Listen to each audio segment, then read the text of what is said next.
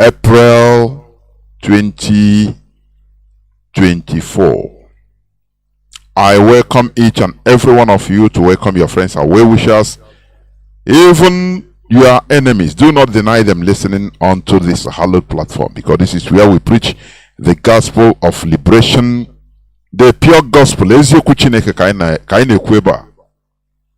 This gospel that started right from our leader Mazi Nnamdi Kanu, who is still in the enemy dungeon. We are here live and direct to continue this message of liberation, because this is a revolutionary radio, a place where you will unlearn and relearn. This is the alma mater of the Renaissance awakening. Therefore, here we subject everything to the author of reason. This is how we want to be genuinely liberated. Not like a flag independent country like Nigeria, where everything is about looting. Nigeria is a farm, a British farm, meant in order to do what? To loot, to take away products free of charge. That is why Nigeria is created. Therefore, we must continue.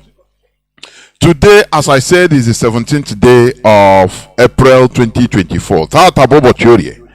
You can be hearing us live and direct on our FM in many parts of Biafra land, 102.1 on FM, 102.1, CHK 102.1 in parts of Biafra land. Also, you can go to our official website, www.ipub.org.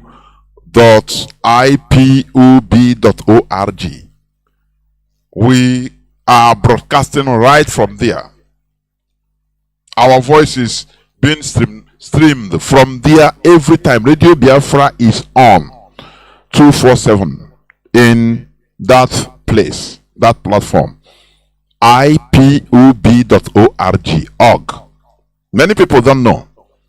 Just log into there. Now you go to search, you go and search on. You see Radio Biafra London. They just press on, and you continue hearing our voice. Okuchuku here. Moreover, in the same ipub.org, do not forget to donate, if you may. Because what we are doing, without finance, there is no way it can move forward without financing. Therefore, you can go to donate to IPOB, donate, ipub.org. Now you go to donate.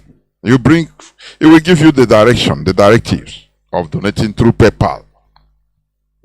You support what we are doing, support our ESN is there. You do the needful.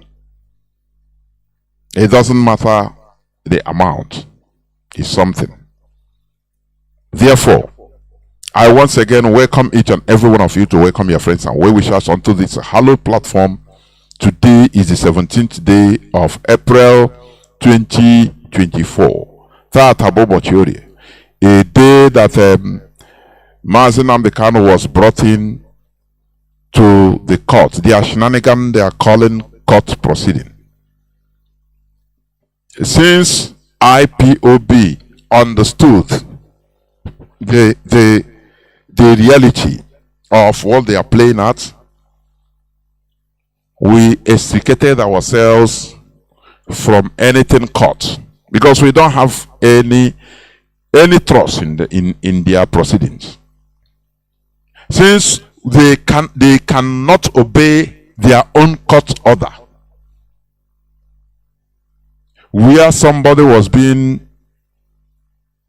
pronounced discharged and acquitted, and they couldn't obey it.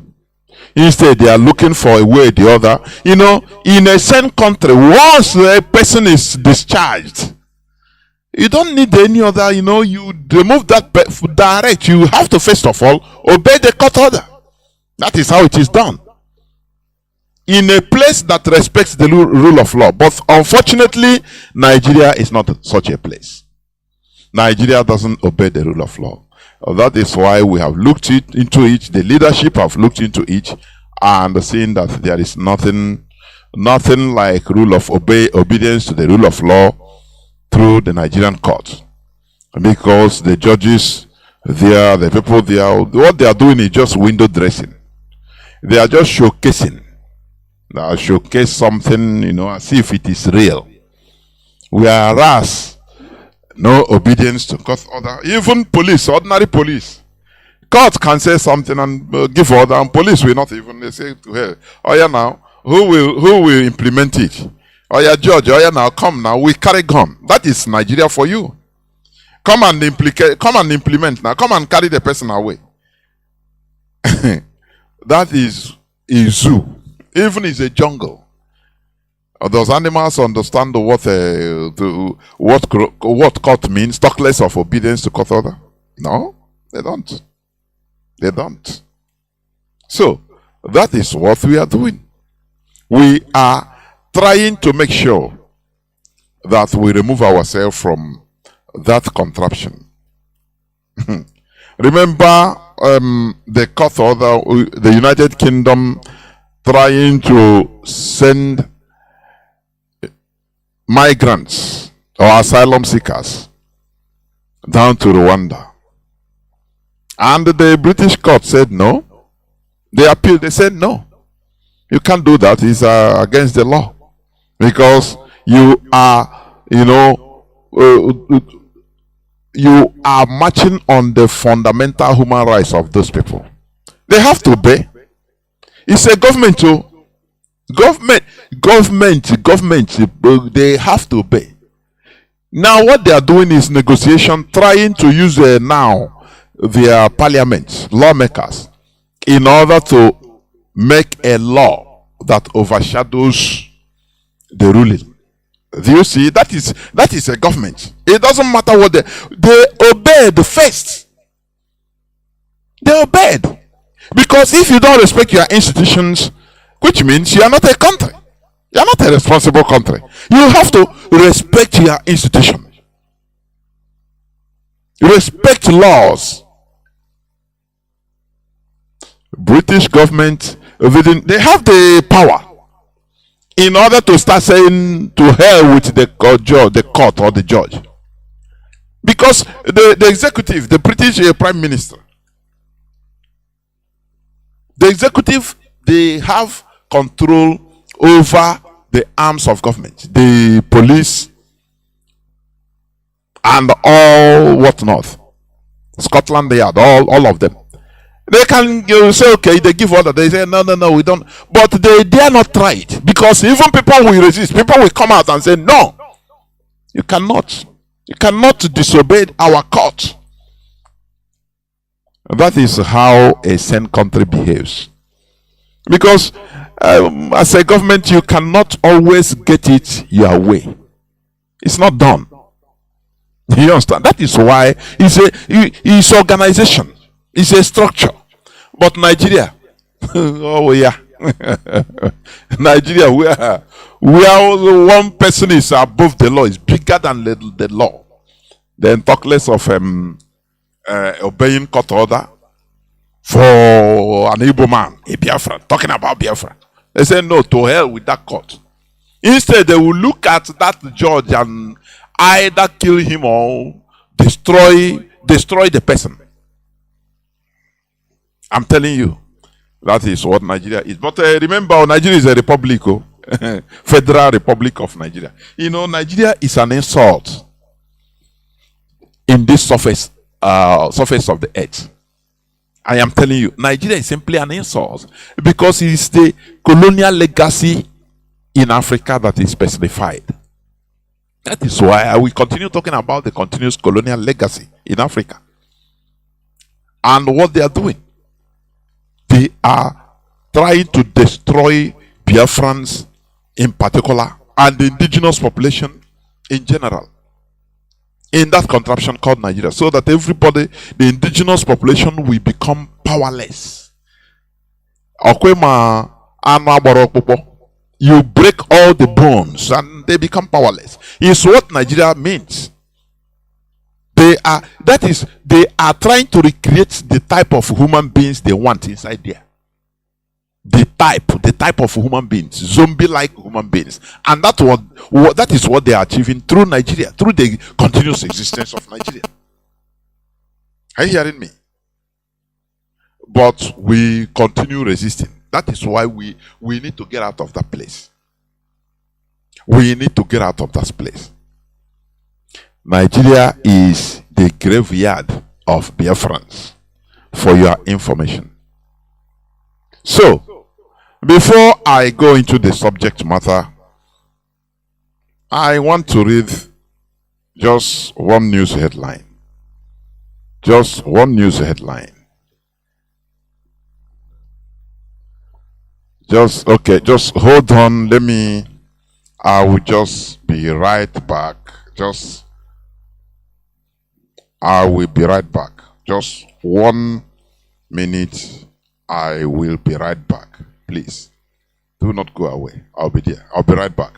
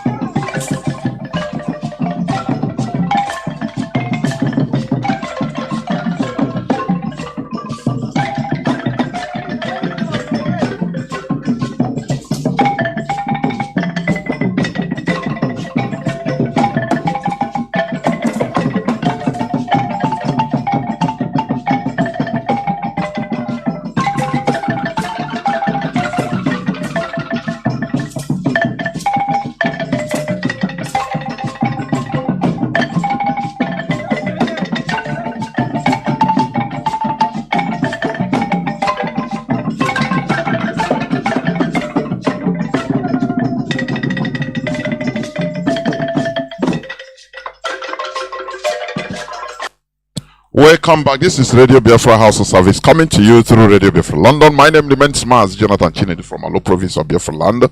We are here live and direct. Today is the 17th day of 4th month, being April 2024. That's I had to take care of something at the background before I continue. Now we must continue. We must move on. Remember to invite your friends and well-wishers onto this hallowed platform to listen to the gospel of the awakening. Here we preach it as it is. Therefore, as I was saying, I want to read this news headline, 17th of April 2024. All of us know that our leader, Mazi Kanu, went to the shenanigan they call court. And in order to, intimidate, because Binta Nyako, she now knew that the people she is dealing with, she has deceived them, that they are brainless. Kanu family. Hey, Chineke. Say, Judge threatens to adjourn Kanu's trial indefinitely. Are you hearing me? It's today's news after the court. Let me read it a bit. Fighting for freedom to liberate Igbo people. Many things are involved because many of our people have a kind of mentality. I don't blame Napoleon Bonaparte of France in the 18th century. I don't blame him at all for during the revolution for clearing France. Napoleon Bonaparte thought of France. You see how they clear a canal, and a canal that is littered, blocked. Napoleon Bonaparte, because before that time, if you come to France, hey, everybody, every religion was on their own, doing their own thing. Everybody is behaving as he wants. Everybody knows it all. When the revolution came in, hey, Napoleon Bonaparte was the product of revolution. He was nothing before the revolution. Because normally, a successful revolution brings out somebody. Nobody hates a revolution in the first place. It is in a genuine Republican revolution, it is always, somebody will come up as a product. Napoleon Bonaparte of France, Goussanchia. All people that he killed, French people. Ndo koprishi na uzo. Ndia mapro, ndia mara hanga kanka. Both ndina we have God of men or men of God that are making their own law, collecting their own money, their own, living lives of both ndipro we have kings that we are ripping the people off with impunity. He killed hundreds of thousands, if not millions, of French citizens. That's why you have France today as a civilized nation. You know why I always give an example with France? Because France is, one of the main European countries that did away outright, that killed their kings. Are you hearing me?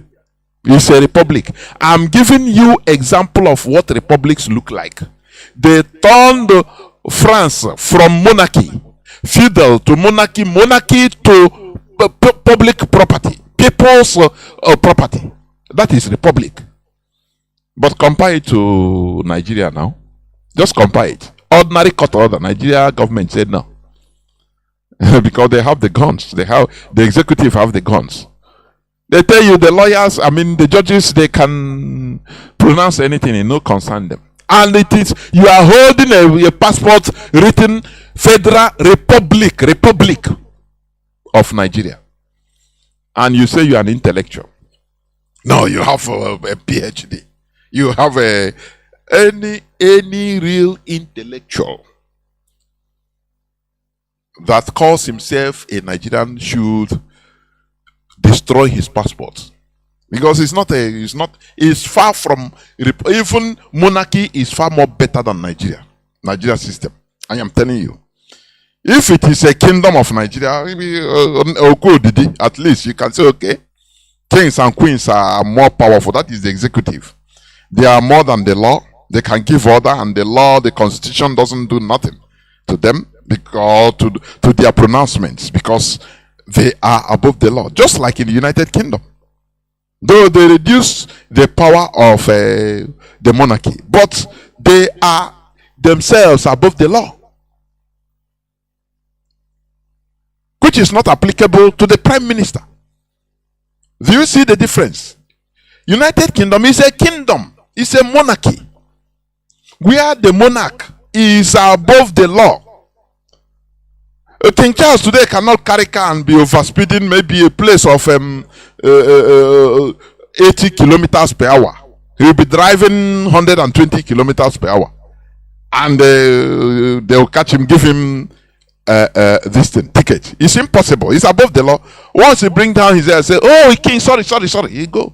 Because it's above the law. It's above the British law. That is monarchy. Some people are above the law. Republic is public property. Everybody is both the government is acting under the constitution. Are you hearing me? That's why Macron can be slapped and no problem. Yes, the person could be arrested. That is the law. And if Macron wants, he will press charges. If the person is found guilty, he will maybe pay fine or go to jail. They will tell you, press charge. You are the president, but press charges if you want.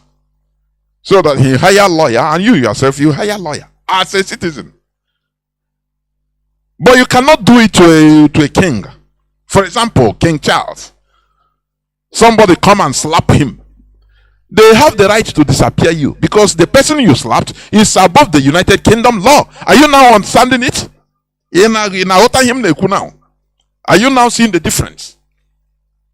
The person that slapped him could be shot and killed, because say you slapped our queen, our king. Is above the law. So there is no law that which means slapping somebody above the law, you are dead already. You don't need to go court. They will ask him, okay, you want us to kill him now or to use him do pepper soup? Which one? Tell us. His pronouncement is only what matters. But in the case of France, it's not like that. Macron have no say. Somebody that slaps him, he cannot pronounce and say, please shoot him. No police will do that. They say, okay, this is not you're overstepping your authority. You don't have the right to tell me to shoot him. But in the case of King Charles, if somebody slaps him, he can tell the policeman, shoot him. And the person immediately cock gun and shoot him. I'm just giving you an example. Between a republic and a monarchy. But Britain, they are into this their system. It is their system. It doesn't matter. They modified it, to their liking. It's natural evolution. They innovated it, but they don't, and they are still going on it. But they don't want us to be on our own natural way. They don't want us to modify our lives and live the life we're supposed to live naturally. Instead, they are tutoring us. You must be in Nigeria. Your difference is your diversity is your strength. Under gunpoint, they say you must be there. Do you see the difference? Do you see that they regard every Nigerian as a lower human being? Do you know that? Are you hearing me? That's why they will have audacity in order to even presidential election is Britain that will come and give results. First, British High Commissioner will first of all publish their result. who win, who they want to win, or if they never congratulated the president, nothing. No. And every Nigerian presidential candidate must go to London in order to submit to them. So how do you think that you are equal? What we preach here is for you to reason.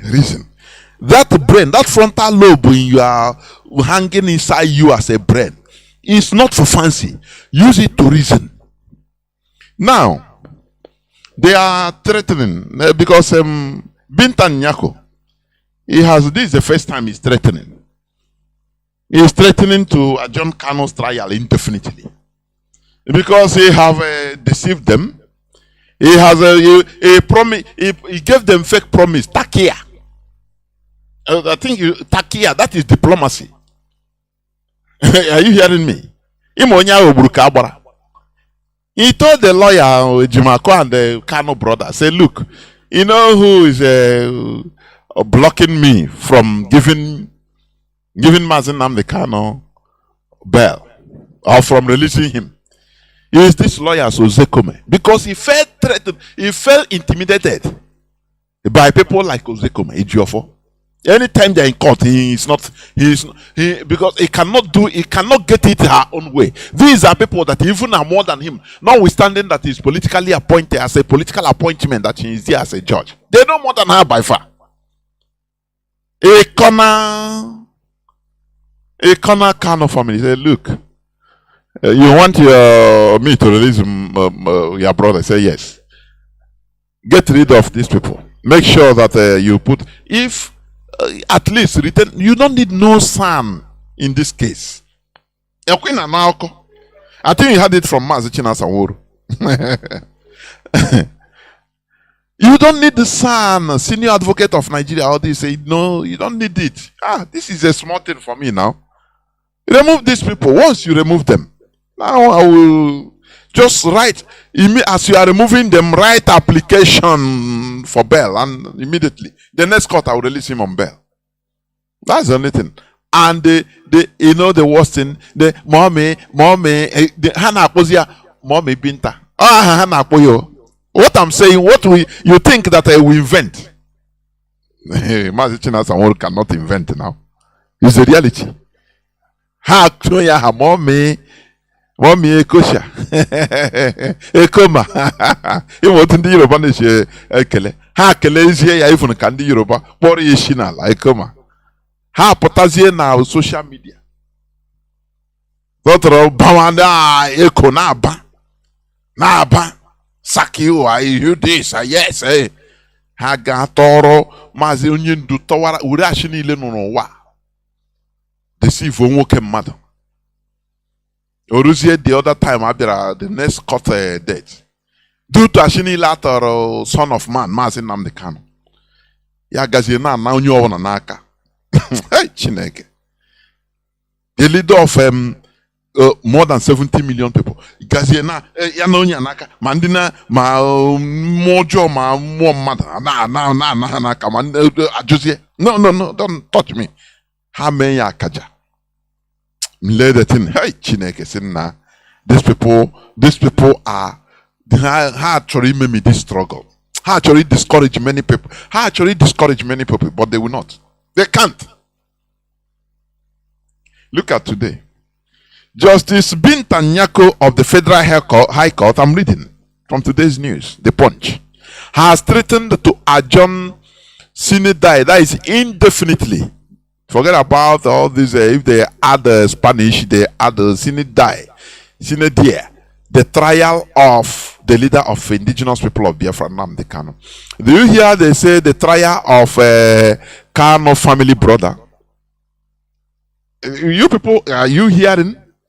But it's a pity that due to greed, the Kanu siblings are now trying to relegate our Iroko leader into a family toy. Hey, nah, greed at home. You know, all these things are making me to understand how black man fell and became nonsense today. I am telling you. I think somebody was threatening, saying that, look, Africans, which man is that? He's an American, I've forgotten. East Africa needs to be recolonized. They can, whether it's the chairman of Blackwater, I think. That they just go there and recolonize Africa because they don't have economy, they don't know nothing, they don't. Now, this struggle is making me to understand the things. Greed can destroy a country. Greed. And that is what is destroyed.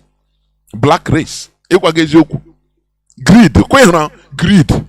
Gluttony. Or form of for him just to be in power, for him to be rich, to be wealthy, he doesn't care for others.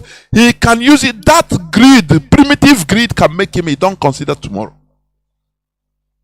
He will destroy, you know. They don't consider tomorrow. They don't consider the implication of what they are doing in a wider level. What directs them, what pushes them is that greed. How is it that primitive greed and hatred they have on the leadership of IPOB? I think Mazi Jonathan Chinedu said it last Saturday. If you see Kanu or his brother, please ask him, what did the leadership of this struggle do to you? Don't do not quarrel. Just cool down and tell me. No, they do. No. It's an insult to talk their name in it, because that is what I can. It's an insult to talk their name in my. It's an insult. Otherwise, I'll kill you. Say, oh God, sorry. Just calm down. Breathe in. Kumendo. Sorry. We need to talk. Just cool down. Wakenem inhe the leadership of IPOB menegi. Beacon. Just tell me. You see that they don't have nothing, no argument, nothing. Somebody, you have the way you get somebody that doesn't have argument is either he start ranting or he start a problem. That's it. He start ranting, he don't want you to talk, he don't want to hear, so that you people will, all of you will vex and go in pieces and say, okay, ya mama, ya papa, ya that one. Nobody understand nothing. That's why, and it's the same thing with religious people. That's one thing I see. They never argue. They never debate. Just let one name, let us debate so that we learn. Maybe there are things I'm not getting, but I want to let us debate, bring your point so that I learn from you. It doesn't matter what you tell them in a brotherly manner. And genuinely, because sometimes you have to look yourself. Am I really? Sometimes on the memo, are you sure that I'm really getting it right, or am I the mad person? Let me know. That's why I like engaging with people, so that even people with opposite views. For me to understand, to know whether Omo was Nekolo, I don't know. But when the person will be talking, making, you see that even it's not making no sense. So that is one thing also I see in the religious people. They don't debate. Believe what you believe. That thing I believe here is okay. Before because they want to provoke you, so that on Obasha, they don't know argument. The book of Bible say, the book of Corinthians say, and the word, oh God, make I talk now, wait. No. What would you? And that is what they need. So that you don't ever approach them again tomorrow. It's a strategy.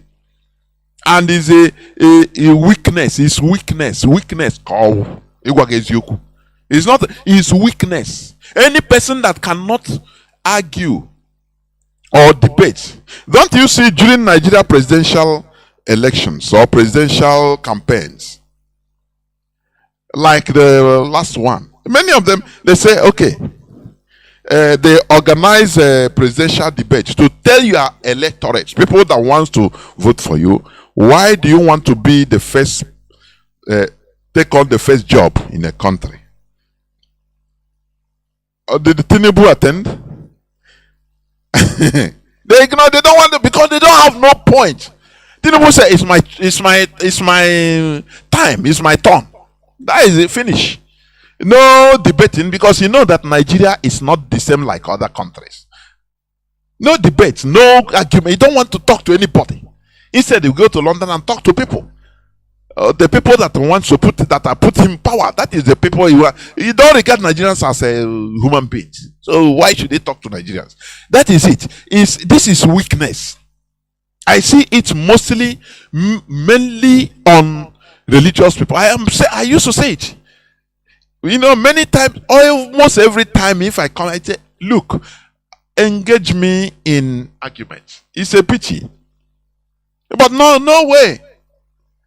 There is somebody that if I write something, he will come and start talking, quoting, countering it, anything about religion. I wrote him privately. Say, one. I know he's not even an IPOB member. I know. He's an Igbo man because I checked through the profile. I said, one, can we have a brotherly, robust, private debate? I wrote him. You know what he wrote me? He said, oh, I'm sorry, I cannot even debate. For you to tell me what? Unless you want me to preach the gospel of our Lord Jesus to you, the goodness of Jesus. He wrote an essay that is we can talk privately. And now, instead of every time, I don't have time to even write.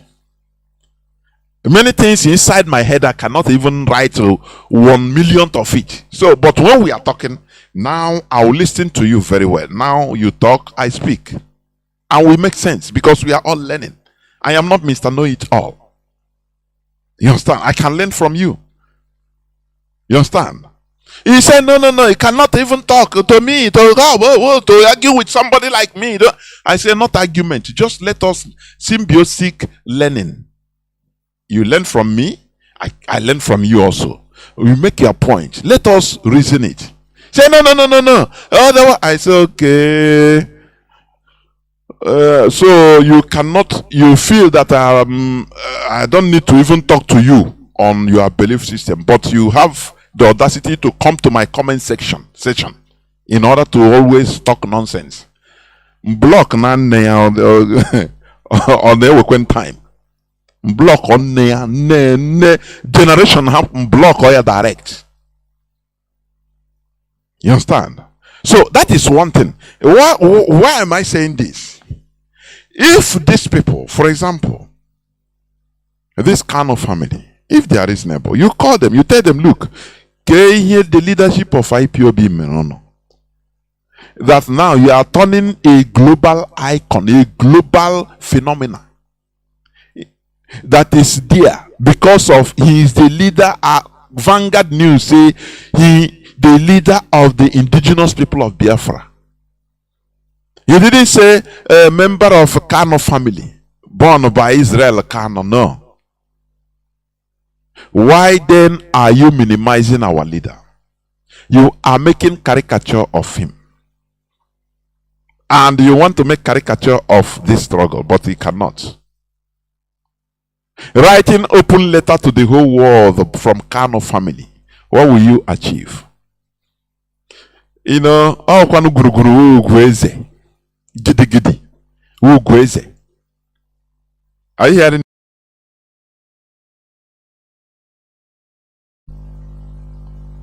Writing open letter to the whole world from Kanu family. What will you achieve? Kwanu guruguru ugweze. Gidi. Ugweze. Are you hearing? You achieve. Kwanu guruguru ugweze. Gidi. Ugweze. Are you hearing? To dokunelu. Who will gidi ugweze. That is one thing these people, because they know, but because of their nonsensical greed, they are trying to put our leader in a very tight situation. Very, very tight situation. They want IPOB leadership destroyed. They don't know that IPOB leadership, destroying IPOB leadership means destroying IPOB, which they cannot. So that they will envelop our leader. When people look at the type of people they gather you, giving you different advice, this Biafra issue, Southeast, no problem. Before you know it, little by little, I'm not happy without you knowing. Just bargain, sign all that thing. Now we put there is a type of trick Nigerian politicians use. Let me put it in this way: the caliphate, because all these Nigerian politicians of Igbo abstraction, they are agents of the caliphate. They will be simplifying things for you. Now, the most important thing is now you can now put everything right. No person so he gemel hapukene ima ihe ji go here Biafra. There is no way Biafra just way.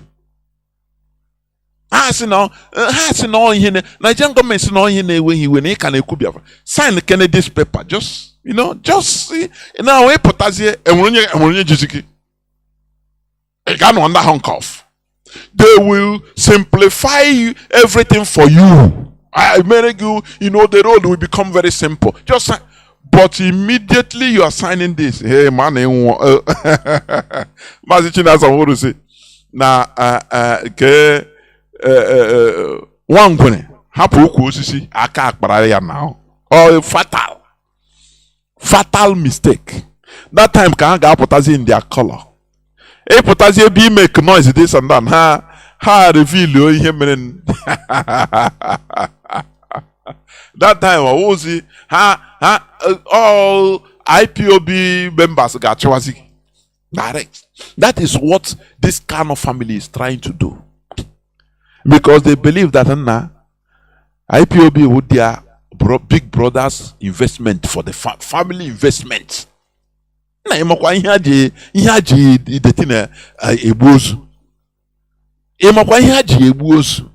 Something they cannot think about. Their big brothers so far, but this thing. That is the way they are looking at it. Now they are talking about that. No, he said Justice Bintanyako wants an accelerated hearing to jail Mazi Nnamdi Kanu. So this,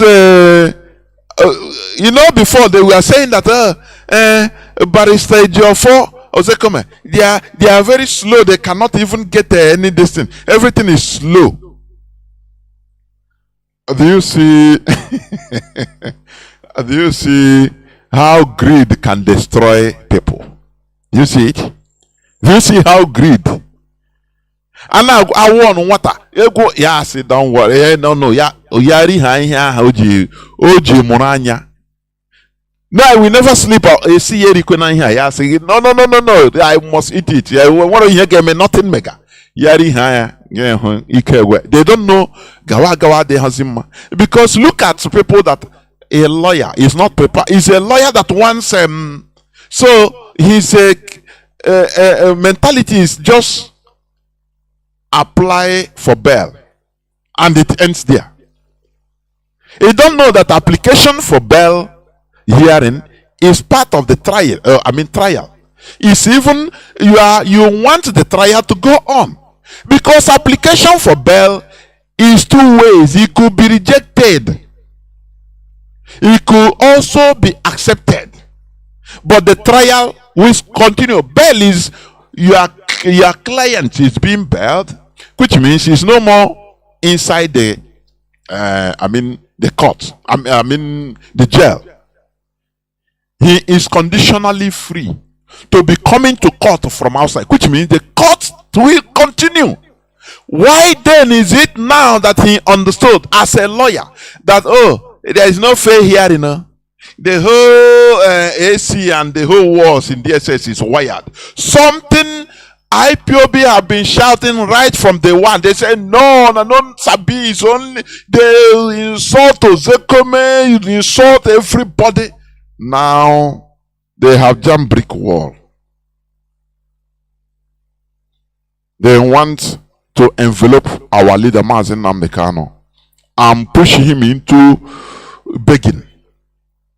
You know, once the Nigerian government, they know your psychological, your psyche.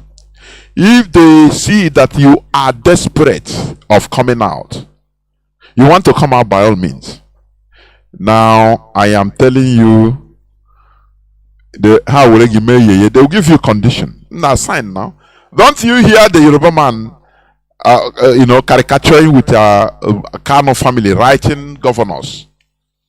He told them that, look, he said on national television, that look, Mazi Nnamdi Kanu know what to do, sign the deal, and tomorrow you walk out free. This is how they have messed up everything. How they have, now they are coming back to the, the original situation, the original position of IPOB. Oh, it's now, since 3 years, it's now they know that there is no justice. After we got discharged and acquitted from our appeal court, we say, let us stay here. It's here we stay. Nothing more. We now, because this is a political issue. Mazi Nnamdi Kanu is there as is a political issue. Forget about this court, this and that. It's a political issue. Our activism is what we force the Nigerian government to negotiate with Mazi Nnamdi Kanu. The same way the activism of ANC in the 60s, 70s, 80s, the serious activism of ANC population in South Africa, that was what made the apartheid regime in order to do what? To negotiate with Mandela. Say, okay, you see what your people are. Can you, okay, that is the only thing, nothing more. If you now continue, look at how Bintanyako is threatening now. Because he knows, she knows that she has the upper hand on the mentality of everything. Even of Mazi Nnamdi Kanu. I mean the family. He is on the top. He has as long as he has given them condition and they complied, now he can continue. He can give them and with this threat now, he wants them to continue to come at the back and start begging. And once you start begging, they will give you condition, and that condition is not good. It will not be good for IPOB, because that is the situation they want you to be. Don't you see Igbo politicians? Where is Igbo presidency 2023? Sometimes now with that. Since begging. Oh, we are begging. Do you know why even Peter Obi had the audacity to come out? Because of the activism of Mazi Nnamdi Kanu and IPOB. That is why even he was given that chance, opportunity, even to come out openly. Before, do you see Igbo man to be how many times more was candidate? Did any person count whether his vote? Tell me. That is the situation they want you to be. But because of the activities of IPOB, that is what brought out Peter Obi. Don't you know that? That is what brought out Peter Obi. Because Britain wants it to use it to destroy IPOB, to appease Igbo people, Biafrans, and say, okay, look at your man, to destroy IPOB. But they couldn't. Since begging, you can never get any political success through begging. It is impossible. You have to play your card. You have to continue activism and playing your card in a direct way. Since Igbos have been begging, no, give us a president, give us a president. Okay, prove that you love Ndibo by giving us a presidency. Have they anytime succeeded? The answer is no. Don't you see that our people, every time I'm saying it, Igbo people are zero. Zero, nada, nothing in politics. Political thinking, they don't know nothing. That is the situation, the very tight situation they want to push our leader because of greed. Are you hearing me? You cannot get anything good through begging. You can never get anything good through begging. What he get from begging? Now this beggar beg. Do you? How many times, if you are coming out from ShopRite, you see beggars? How many? Can you carry carry big car, your big car, and give to a beggar? Can you carry your big car? The car you are driving, carry one car, or say, oh yeah, you dash a beggar. Oh, you are begging.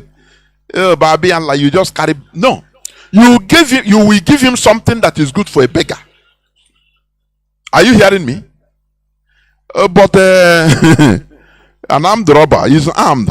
If he show you gun, even now you will be begging him. Say, I beg, this my car. They take the whole money, take and go. Now you see your bruise happen. Do you see the difference? Activism. Is it not what we solicited? But their greed don't allow them. They want to be in charge. Do you think that you can impose yourself on Igbos? Just kai working in one is you. Now it's on Mazi Nnamdi Kanu because he convinced us beyond reasonable doubt. And we made the researches and saw that what he was saying is reality.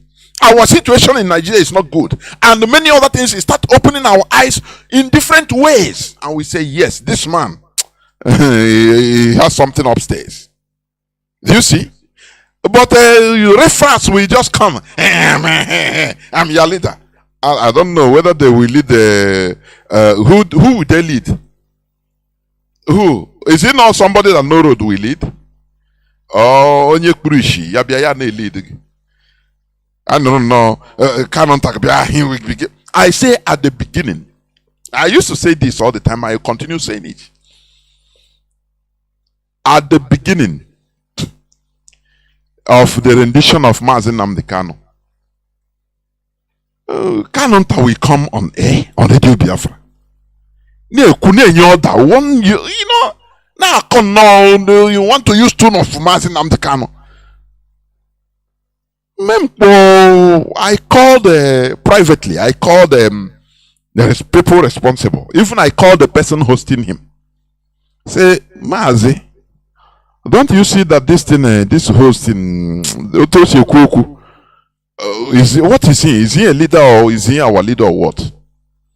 No, I don't have any option now.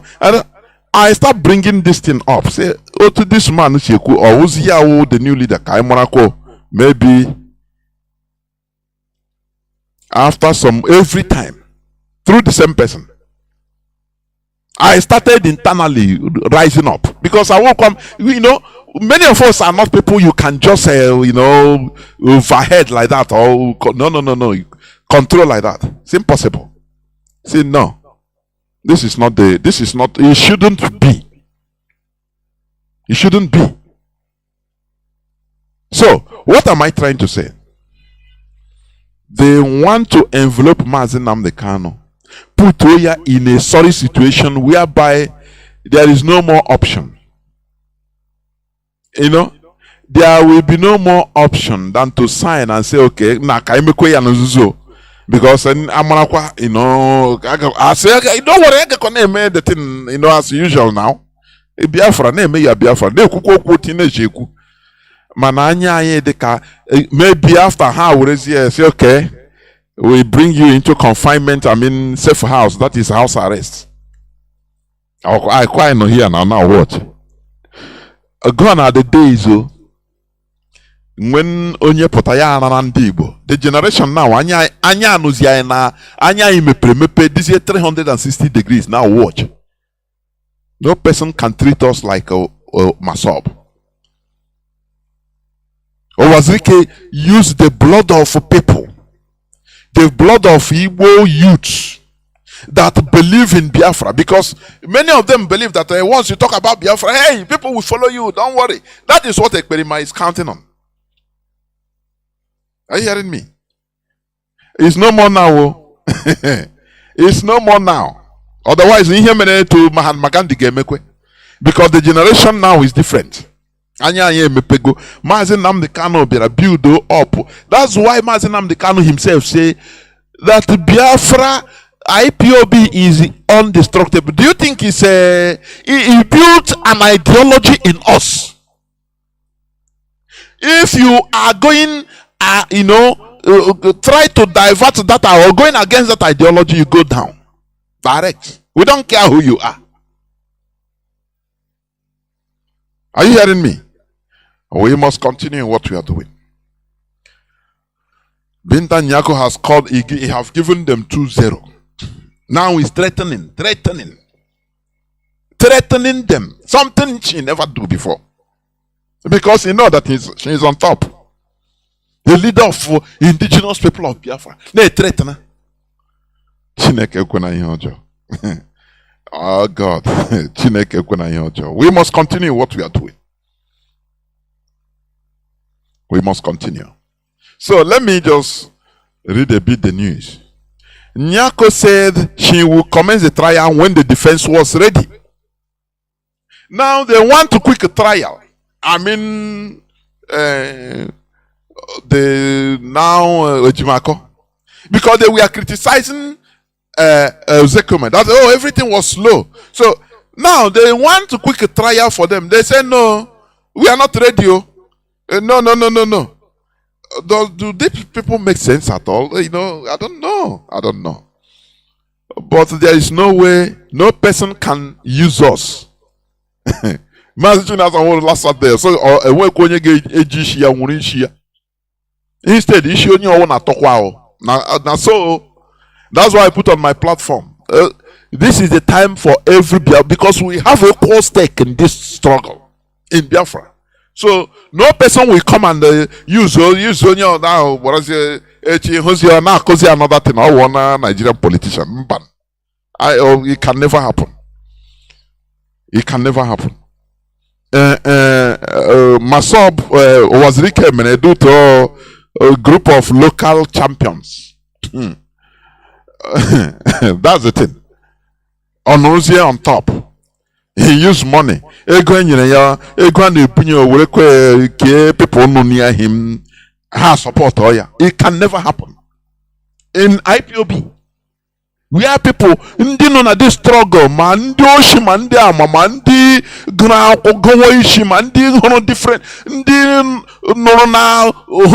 wars on different countries. Made different things. What desert, what bushy road, bam many bam. Yes, okay, you get go abachambanan is impossible. Ya get you at all no Biafra land. Ya uruzie a killer zone. Ya uruzie a place. Onye nure bono ya mezie here. Ya grozie ala geji elia. You just everyone a piece of land where you be buried. Finish. No more. Because we cannot accept anything other than the restoration of Biafra. That is it. So Hana goto here, Hana goto. I na watch. Let them continue gotoring. Hana goto. I know. You think that you can use blackmail and get something through blackmail and you'll be enjoying it? No. Our leader remains the leader of the indigenous people of Biafra, not a Kanu family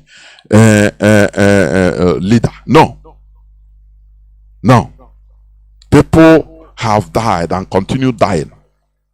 So we cannot settle for less. It's impossible. We can never settle for less.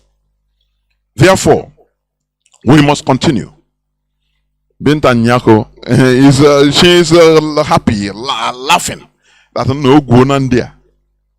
But IPOB, I know now, we continue watching. We continue watching. Therefore, as I said, I want to talk on the continuous colonial legacy. I will continue on this. Destruction of indigenous population through colonization. Through colonization. That is what is going on. Now, it is the British policy to destroy the indigenous peoples in Nigeria, mostly Biafrans. Their policy is to recreate them to their taste. That is what is going on. To recreate the people that they forcefully join together. They have a plan to recreate them to their taste. In the same way they recreated slaves that were taken to Americas and Europe. They first of all humiliated them.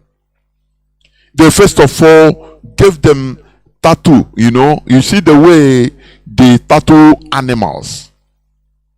They will put iron and fire and use it to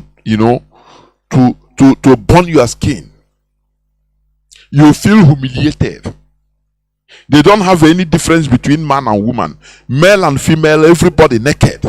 You feel naked. You feel both physically and internally naked and vulnerable and hopeless. Now they change your name. That is, they recreated the slaves the way they want them. So that they manipulate. First of all, you don't know where you come from again. Because they have changed your name to Toby. Kunta Kinte becomes known as Toby. Different, so you don't have anything again that covers you. You don't have nothing that covers you. Now you become vulnerable and become docile, pliable by your handler. Now they give you a religion that will become your standard for uprightness, because before you were a savage and you feel that like that. I don't know whether people are understanding what I'm saying. That is the continuous colonial legacy. So that when it comes to God, when you talk about God, you see Bible say, Bible say to prove that before that Bible you are nothing. You are a savage. Are you hearing me? All these are continuous colonial legacy to create you the type of human being they want you to be. So that when you are we talk about your ancestors, they say no, don't talk, they are evil. That is the type of human being they want you to be. The evil colonizers. That is what they want to do in Nigeria. What they are doing in Nigeria. And they are using the Fulani. You understand? They are using the Fulani. The Fulani think that, they always find willing tools. Remember, first of all, how did the Fulani arrive at this stage? How did they arrive at this stage of being in control of over 98% of Nigerians? How? The same thing they will use others. Once they use, they use others. Once they use them, they make you believe that they are doing collective interests. We did not. Remember, we did not. Now, from that collective statement, they now brought the whole tribes in the north into one fold and now use them. When you have them, they say, no, it's not about Fulani. We are fighting for the north, our region. Now, when they use them to fight the Igbos, after they will be killing them one after the other, taking them down. Gideon or them. They will formulate it. Oh, they plan the coup.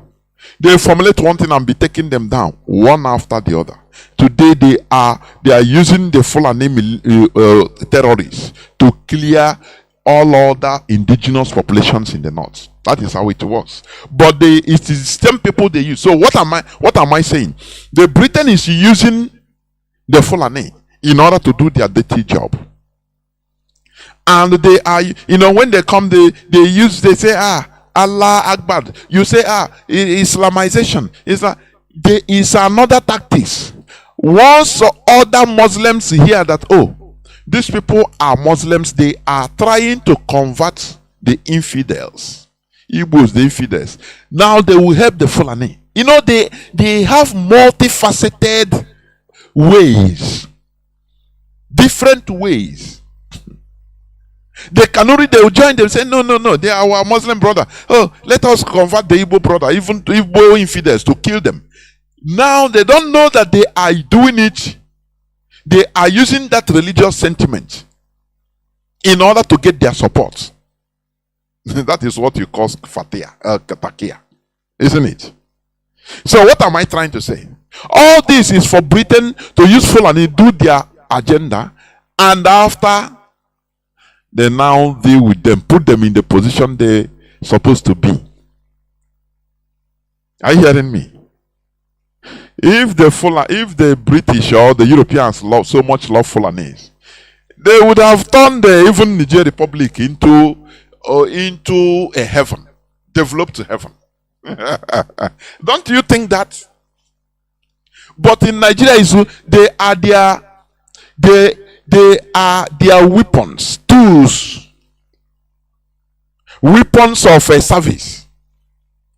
But if they so much love the Fulanese, there are many Fulanese in Niger Republic, but there, Britain, Europeans, we are Americans, so the West, they were looting their uranium, giving them 0.0001% in return. And they are happy to call them one of the poorest countries of this world. But in Nigeria, they are using them as if they love them. Oh, they give them arms, they push them, push the agenda. Oh yeah, become going.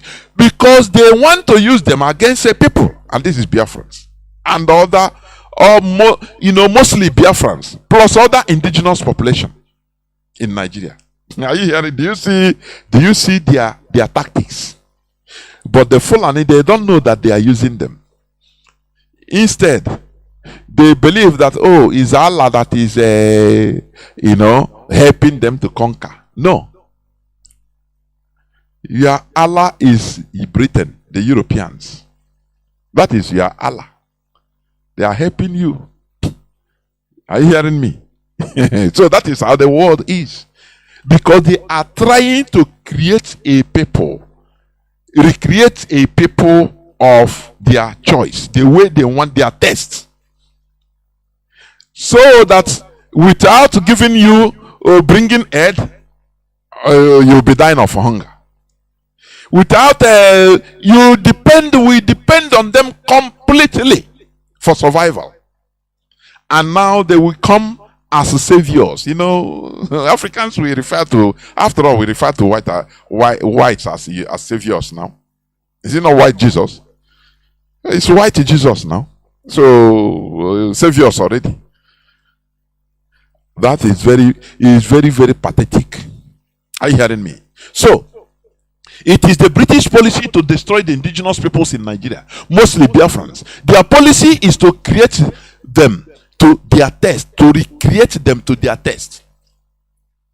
They are doing this through killing and the sacking of indigenous communities and taking over their land, destruction of farms by the Fulani headsmen, causing artificial famine, and thereby facilitating the Bill Gates project in Nigeria.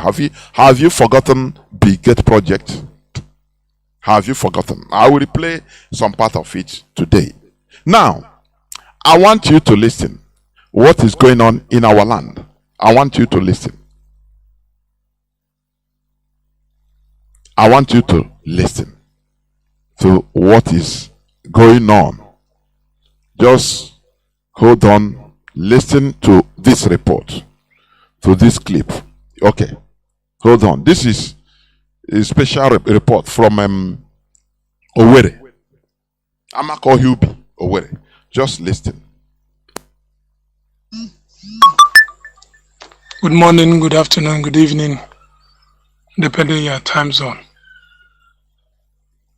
I remember as Chineke radiating from Owerri, Imo State,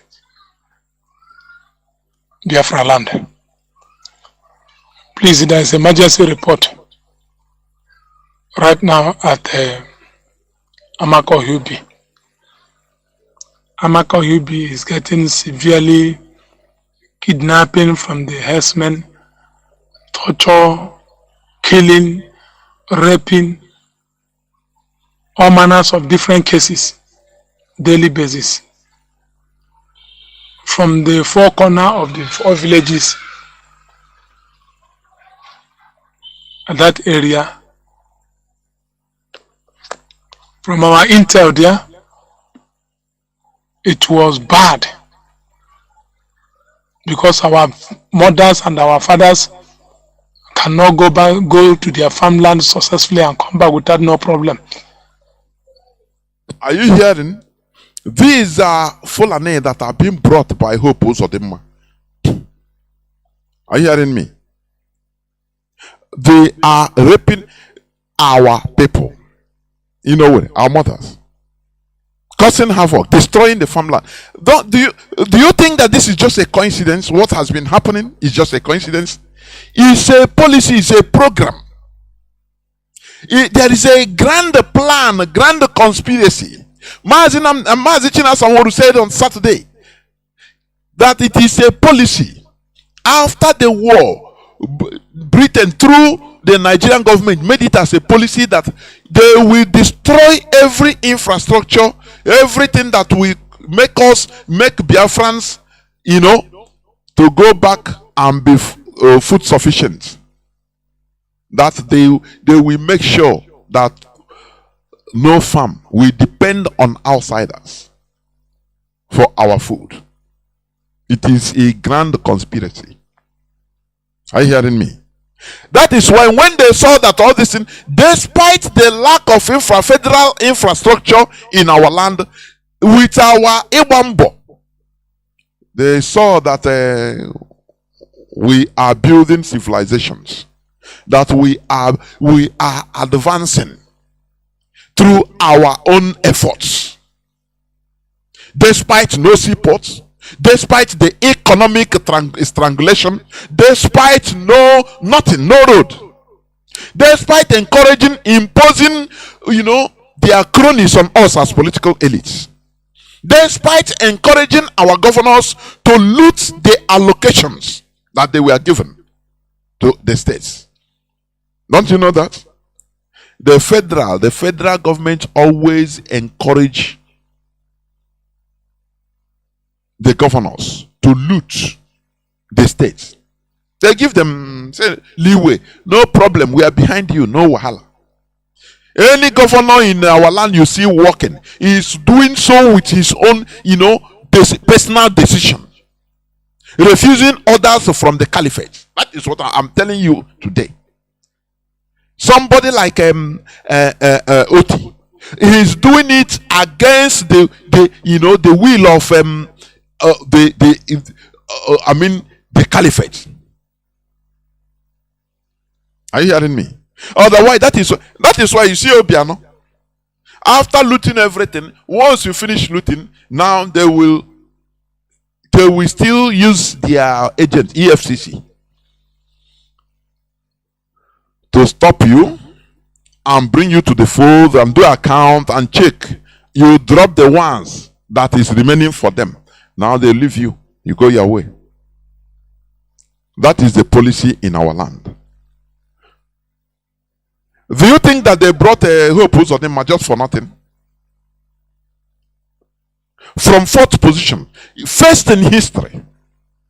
Don't you think that he has a mission to accomplish? That is why greed, I continue saying it, greed destroys a people. One person's greed can destroy a whole race. Imagine that Hope Uzodinma is a good person, for example. He's not greedy. Despite being approached to do the biddings of the caliphate, that they will put him, don't worry, now we have power now, we will support you, we will put you there. Who will say no? If he's somebody that loves his people, he will politely tell the caliphate and say, oh no, this one too much now. No, I will not, don't worry about me. I need power, but not like this, please. Don't worry. Yes, let us see next time. I will try. Because if I become imposed, no matter, you can do it. But my people, he will think about his people, the feeling of his people, how everywhere will be katakata, he will think about it. But greed never allows him to reason that way. That is why if I'm talking about the Kanu family. The greed in them. They don't care about destruction, about lives. They don't care. They don't care. They don't care. Okay. Something you get through Wayo way. Mago. There will be conditions and strengths attached. You must accomplish that. That is why I am completely against any begging from our leader to come out. Begging. Hey, they want to destroy things. I'm telling you. Please now. Okay, beg. They will give you conditions. They must give you conditions. If they see that maybe Mazi Nnamdi Kanu, okay, he is desperate to go out. A freedom fighter, he should not be desperate. Let us remove sentiment, please. The life and death. If you are going to the war front today, you've been enlisted in the army, you know that you will sign papers, knowing that is with my eyes. I know it. I know the consequences of what I want to enter. I can be taken as a military. You can be taken to anywhere tomorrow without information. Or you prepare, or you go. They go and put you in the war front after training, because that is what you signed for. Are you hearing me? Nelson Mandela, they tried everything.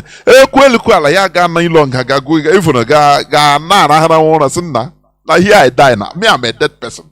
Waiting on at the talk. Because he trusts the structure outside.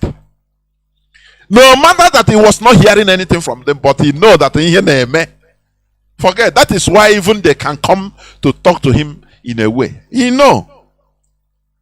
Now, come out, can you come out with it? Many times they propose even Nelson Mandela. When you study history, they propose him several times to come out under condition. He said no. Before he go out from there, that even the whole people that we are arrested, that we are jailed for this movement must be out. He will be the last person out. There is a potassium when I see her. No, me, I know they come out. That is a freedom fighter. Are you hearing me? And that is the mindset of our leader. That's it. That is what this evil family Kanus want to destroy. But we are watching them.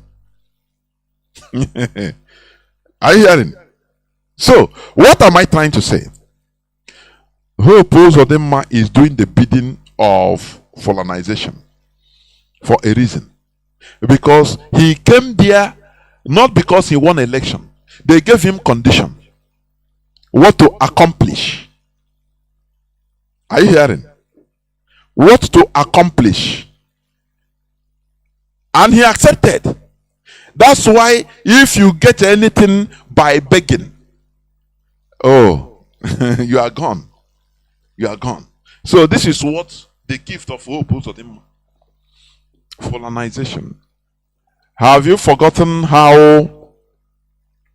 Ojo Zokalo brought? He boasted about, Ndi Igbo ihe na-eboast with ihe ọjọọ. That he's the first person to bring Ruga. It doesn't matter what you call it, it's Ruga. That he brought Ruga in Igbo land. And after,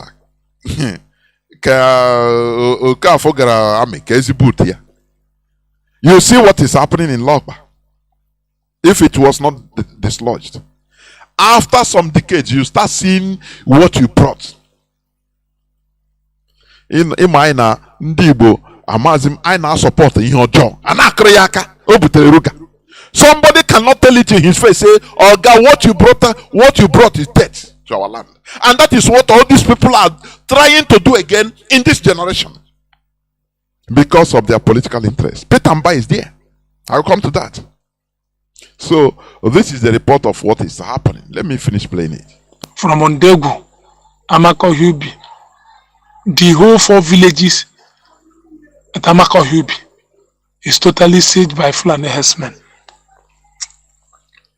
They are there rearing their cow, destroying the crops,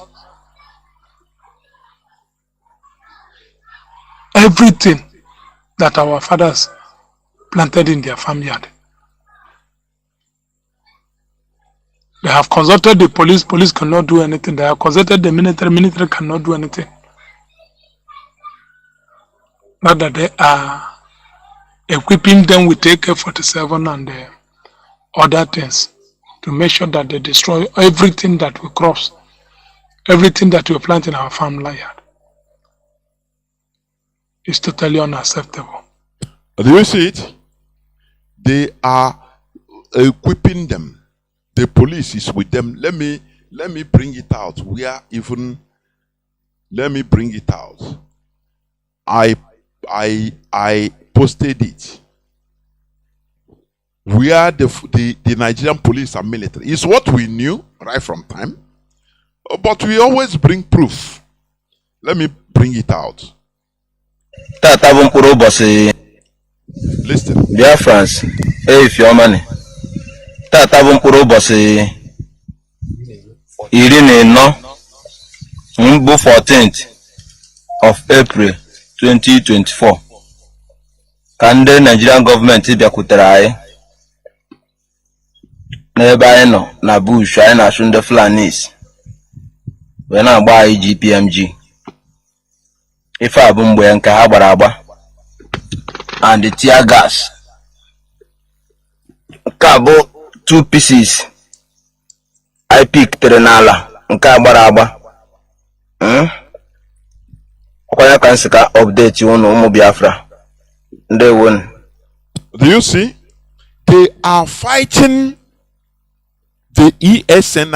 Nigerian military is fighting the ESN that is trying to sanitize our farms, our forests of killer headsmen.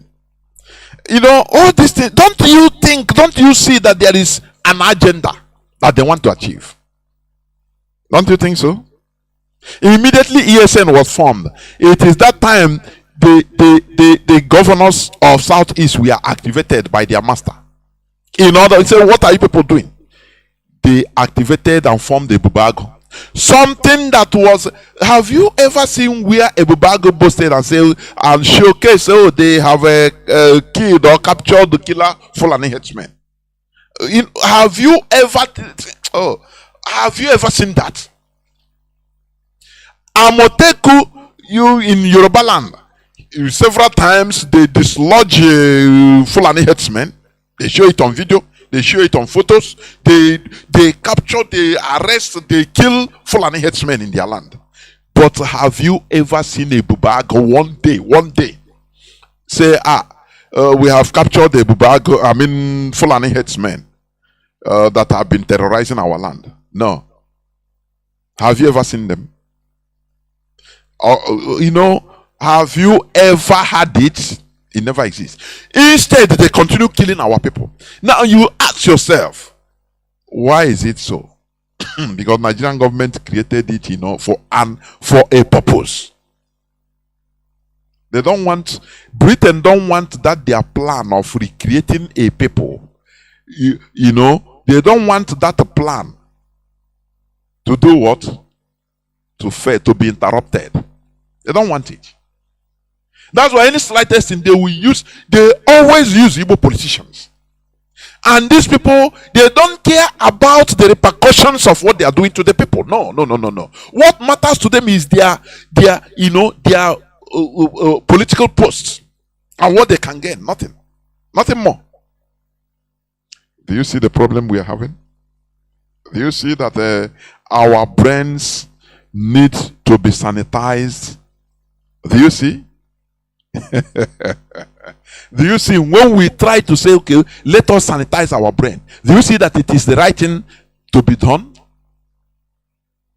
Because that primitive way of behavior, that primitive wickedness is, why? You know what is primitive wickedness?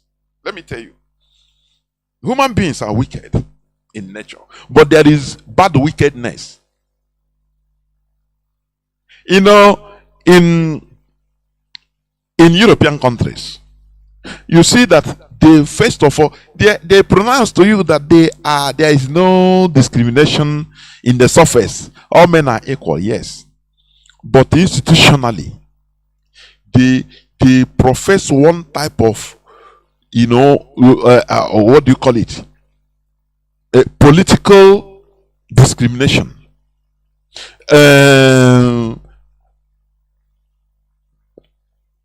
Political discrimination or the other.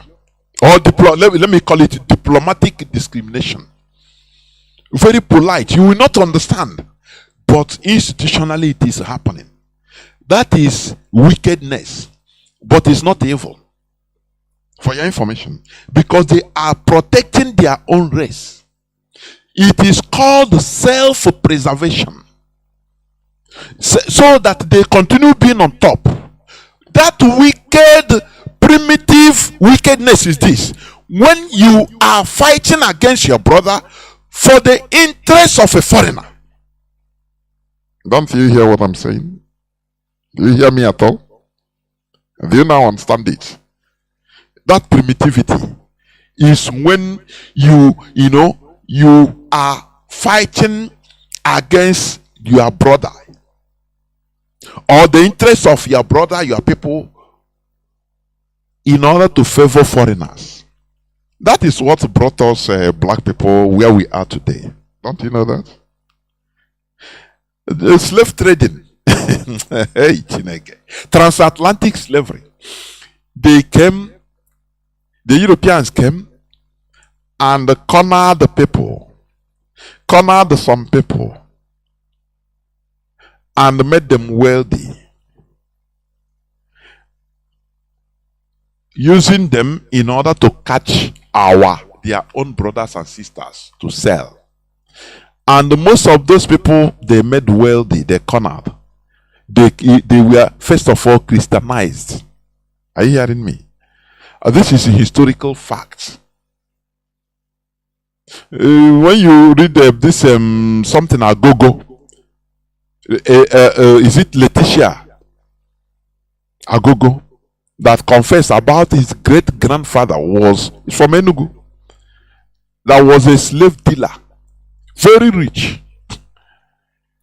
She was saying that they are now seeing the repercussion because they don't live long. They are very rich, but they don't live long. So you have to try to find out what is the problem in their family. Very big family. And he now find out that his great-great-grandfather was a slave dealer, but very rich. He combined with the Europeans, with British, to deal with his brothers. They gave him, they gave him protection. And even he possessed slaves. But do you know what? One funny thing. He is the founder of Anglican Church in their community till today. Oh, Chineke kona ihe ọjọọ. That's why I'm not holding an argument. Ndị na-asị believe what you believe. Oh, mlegide si Chukwu okike ka oge this thing ka o ta ga-eche break this thing. That man, their great grandfather is historical fact. So what happened?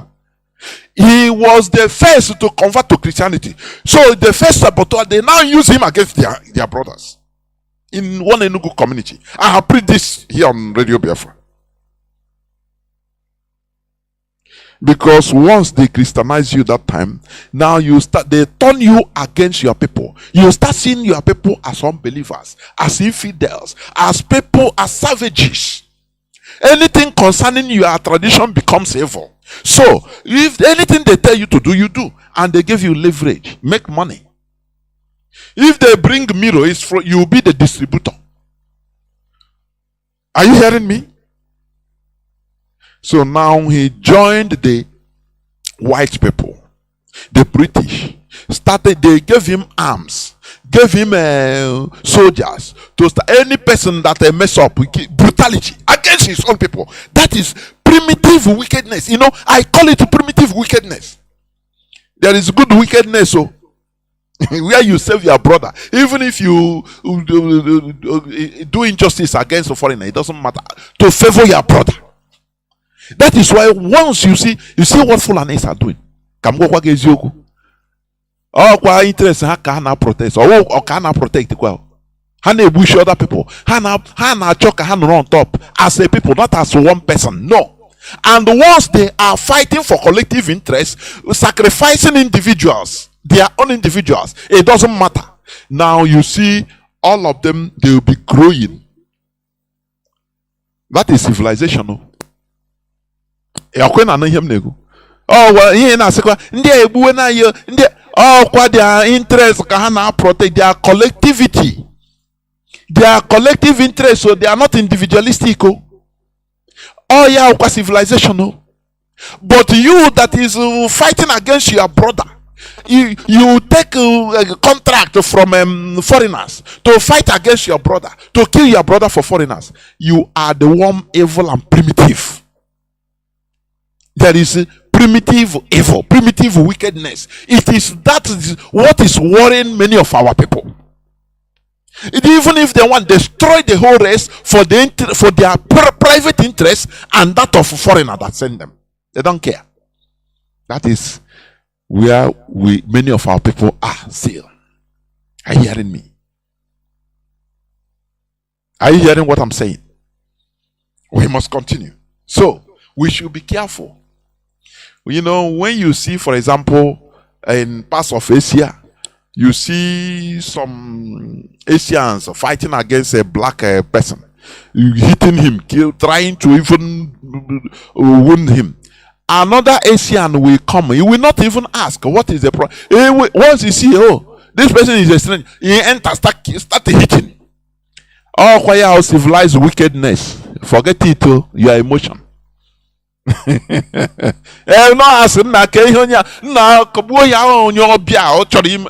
will conclude that is evil.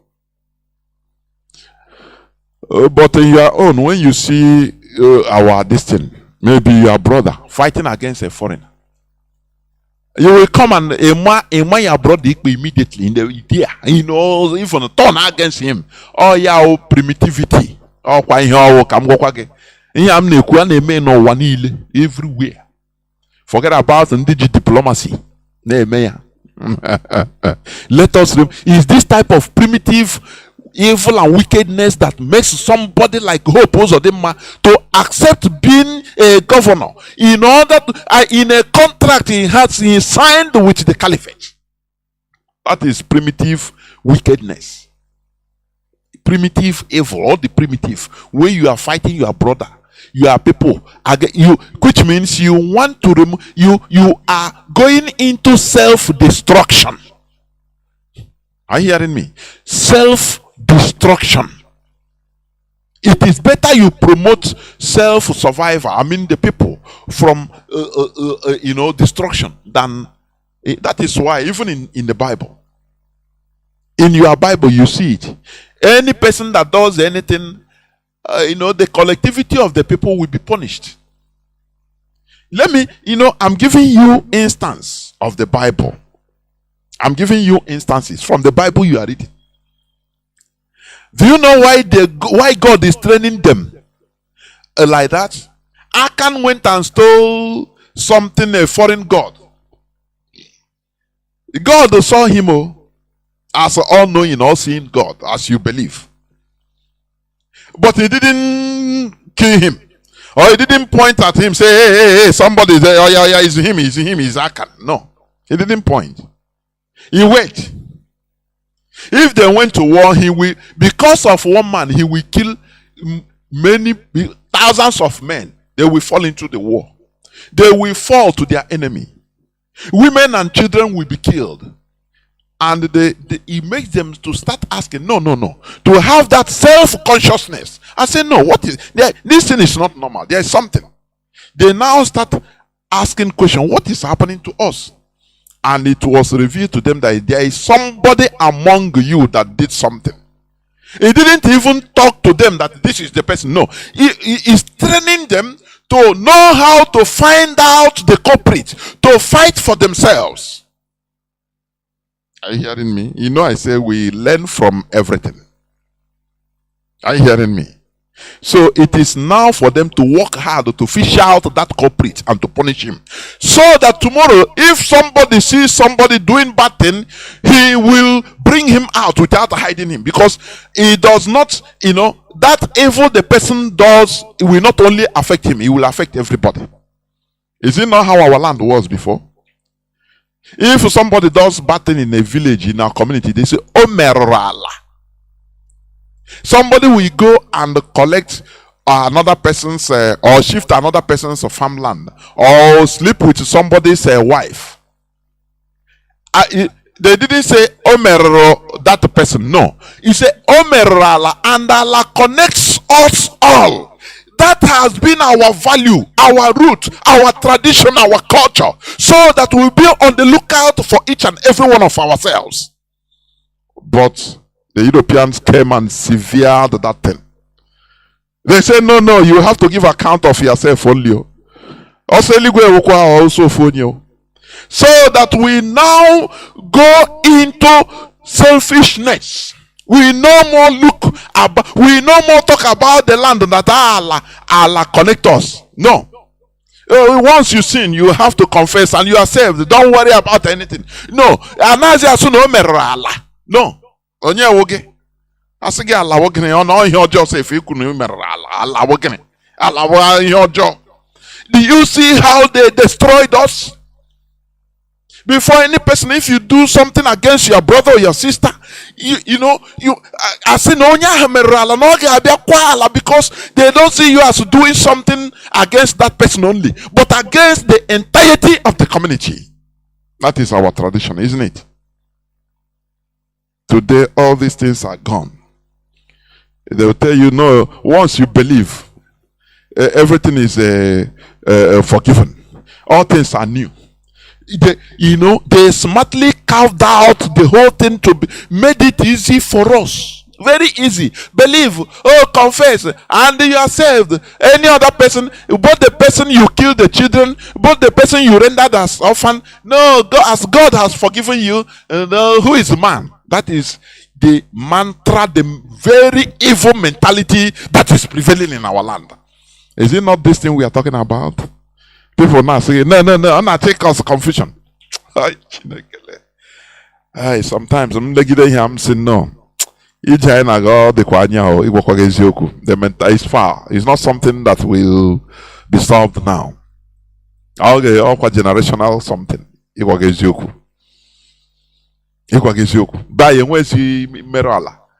Whereas that the Jew have prayed for you, your sins are forgiven, so you're okay. Allah na abuan ono na achufu ishi aye I na try be ihe na emaishi. We don't know. As a people, as a community, as a race, we must be on the lookout for each other. Because the evil you committed against your brother is not against that person individually only, but against the entirety of the land. Even you don't even learn from the Bible. When you don't even understand nothing. You don't even follow it. You don't understand it. Akbaga can only quote to The way you are being trained. You are being trained to cram, to remember, not to think.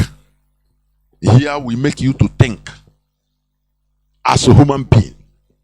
Are you hearing me? So, now, you see the report from Owerri. The same Fulani. That is destruction of the entirety of the whole indigenous population in Nigeria. Biafrans mostly. You see how they are doing it tactically? The other day I talked about indigenous people. That there is a grand conspiracy against indigenous people in this world. Because out of 8 billion human beings that are living in this planet Earth now, only between 250 million to 500 million indigenous people still exist in their land. Don't you think that there is a conspiracy? They don't want the people to be attached to their ancestral land because there are laws, there are things that connect you. They want to destroy all these things so that the world power creates another type of human beings that are mixed up that they can be able to control. Are you hearing me? That is what is happening. Now, there is also this news about there is one Benue community. Benue community protests block major road after gunmen killed 26 residents. It's part of the program, part of the conspiracy against the indigenous people, part of the Fulanization, part of the continuous colonial legacy that Britain brought and put to recreate every indigenous people that we must be who they want us to be. That is what is happening. Now let me read it. This is today's news, April 17, 2024. Indigenes and residents of the Gwa West local government area of Benue State trooped out on Wednesday and blocked the Makode Naka Road to protest killings by armed headsmen. Armed headsmen. Now it is new normal since 2015 for people to be slaughtered by Fulani headsmen. It is normal thing. You talk, no, you cry, Fulani headsmen, they say, now normal thing now. Why you go that side? Now you don't know that Fulani headsmen, they can kill you. It become normal thing. Do you see how they are creating the type of human beings they want in Nigeria? For you to take the Fulani killings, headsmen killings as normal. But once they talk about Igbo, they are domineering, I beg, instead of Igbos to go, Biafra to go, let Fulani continue killing. Don't you see that there is something, it's a program, it's a policy, it's a conspiracy. Don't you know that? Don't you know that? The protesters who took to the road accused the state government of not implementing the anti-open grazing law. About 26 people in 3 communities were killed in the council area by bandits suspected to be headsmen. The same people everywhere. You just less than 2% of the whole population are destroying lives. Don't you ask yourself, how are they on top? How are they achieving this? Because of the primitive greed in the indigenous people. They will take somebody, pump him, bloat him larger than life, make him worthy, and now use him. How, Chineke? The local government area chairman, Henry Agba, has informed the Punch that the attack, which commenced on Saturday, lasted till Monday, leading to the death of 26 people, including 6 personnel of Benue State Community Volunteer Guards and Livestock Guards. It started last day and ended in Monday. Still going on. In Monday. In a country that has police that are boasting of to Kanu jet, I'll bomb you. But nothing. They gave order from above, because they are. Didn't I play the clip of the Nigerian troops attacking the ASN? People that are fighting against killer headsmen, destroying our farms. Don't you think they are implementing the Bill Gates project without even knowing that they are doing it? Without knowing that it is what they are doing. Don't you see that? In Benue, the massacre. This is not the first, not the second, not the 100th. Every time the same thing. Every time the same thing. Tell them about Biafra. They will tell you, no, Igbo man is domineering. Remember, during the war, they were the people that fought heavily. The infantry is mostly the Yoruba and the Middle Belt against Biafra. But that is bygone. They use them. Today, they are taking everybody one by one. They create confusion in the midst of people. Now, as we are fighting each other, now they will be taking everybody one by one. After Benue, they will come down. As they are coming down to Enugu, they are doing it. Are you hearing? They are doing it. Also, one is there. And they are the plan. We should be wise. Biafra liberation, restoration of Biafra will save everybody, every indigenous people in that place. And Britain is seeing it as a interruption of their project. That is why they are fighting tooth and nail. As they kidnapped our leader, Mazi Kanu, now they made sure, they are making sure to destroy IPOB, even using Mazi Kanu's siblings. Sometimes they might not know it. They thought that is ordinary greed. No, they don't want another person to be in charge of IPOB. They don't know that it is the project of Britain. They don't know that it's British project. How do you think that somebody that is suffering, that set up a global movement of IPOB, now he's being relegated to a family, just one Kanu family?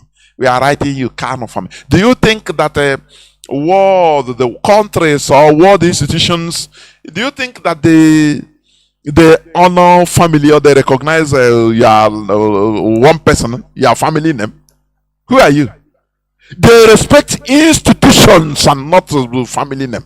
For your information, I don't know, these people, their greed blinds them to the extent. Their greed blinds them. I'm telling you, very, very bad. Very, very bad indeed. Very, very bad indeed. Just hold on, I will be right back. Let me take care of something.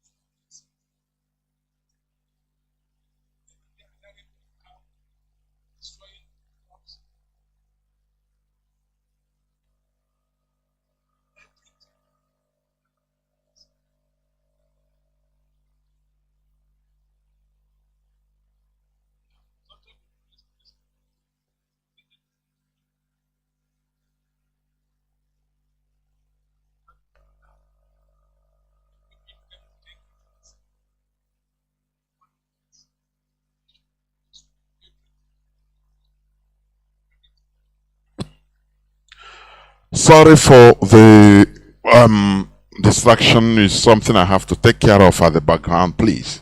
But as I was saying, we must be sensible in whatever we are doing, please. We should understand that there is a grand conspiracy by Britain in order to turn us into the type of human beings they want us to be. Will you be part of that? Will you accept that? That is what they see Biafra restoration effort as an interruption to what they are doing. Now, let me just go on. Benue community protest block major road after government killed 26 residents. The same plan. The same plan. How do you solve all this? For just indigenous people to gather together and stand up against what is happening? No. Why will they gather for Igbo man? They will, that is what, I said it the other day. Why we are Christianized, one of the main catalysts of being Christianized is because of the brotherly feud that Onisha and Obochi used to have. I think I've said it. I have said it the other day.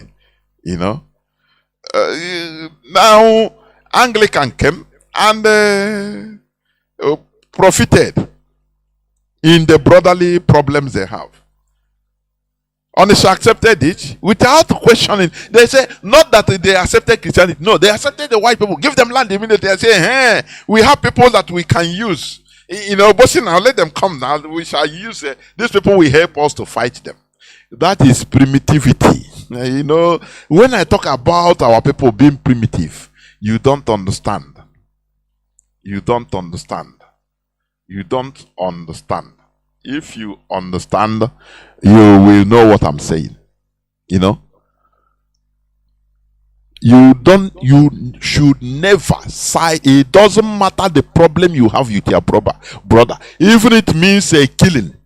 You are killing each other. It's better you kill each other as brothers. One time you will have brain and settle.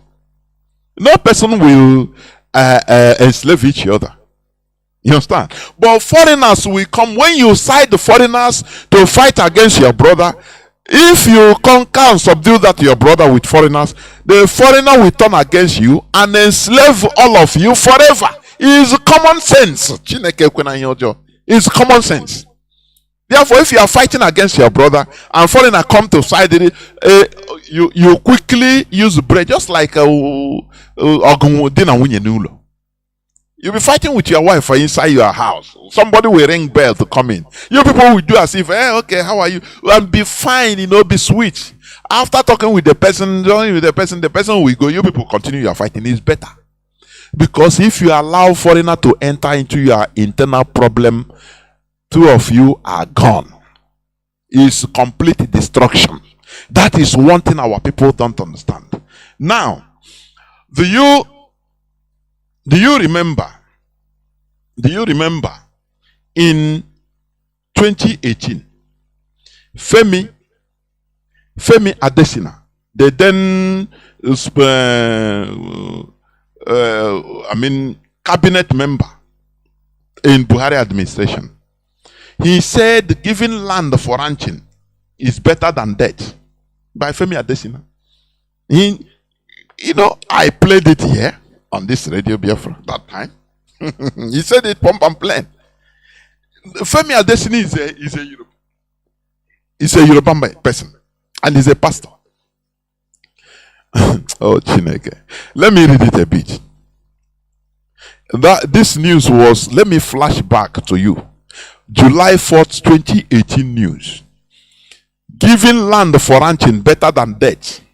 That is Femi Adesina presidency. The presidency yesterday charged those against the administration's ranching and colony programs for herdsmen to rethink, noting that they are better off with the ranches and colonies than dying through the persisting conflicts. Don't you reason and see that this is a conspiracy? It's a policy. Are you hearing me? Special advisor to the president on media and publicity, Chief Femi Adesina, speaking to an AIT morning program in response to question on ancestral attachment to land, said, ancestral attachment?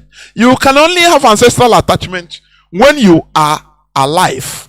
If you are talking about ancestral attachment, if you are dead, how does the attachment matter? Which means You surrender your land or the herdsmen will kill you. Is it not what is still happening? Don't you see it? And the governors in Igbo land are abetting this policy. Highest hope Uzodinma will live. Highest now, no carry on another 50 years. Yeah, no carry on. Maybe he's going to 60 something years. No, Metusela. On another 50 years. On one. But the policies, because of his greed, the policy he helped foreigners to entrench because of his greed, will live and haunt us forever. That is what we are alerting our people. Femi Adesina said it. Surrender your land or you'll be killed. And the Nigerians kept quiet. Fulani are killing us. They are killing the people everywhere. But the Igbos are domineering. No, bring Igbo man to kill. But Fulanis are killing everybody. What spell do they cast? No, they don't carry. No. There is no spell. Only that the Fulani, they are doing their thorough job with the backing of Britain. Because Britain is using them to recreate a type, to get a type of people, docile, foolish human beings that they want, that they want to be.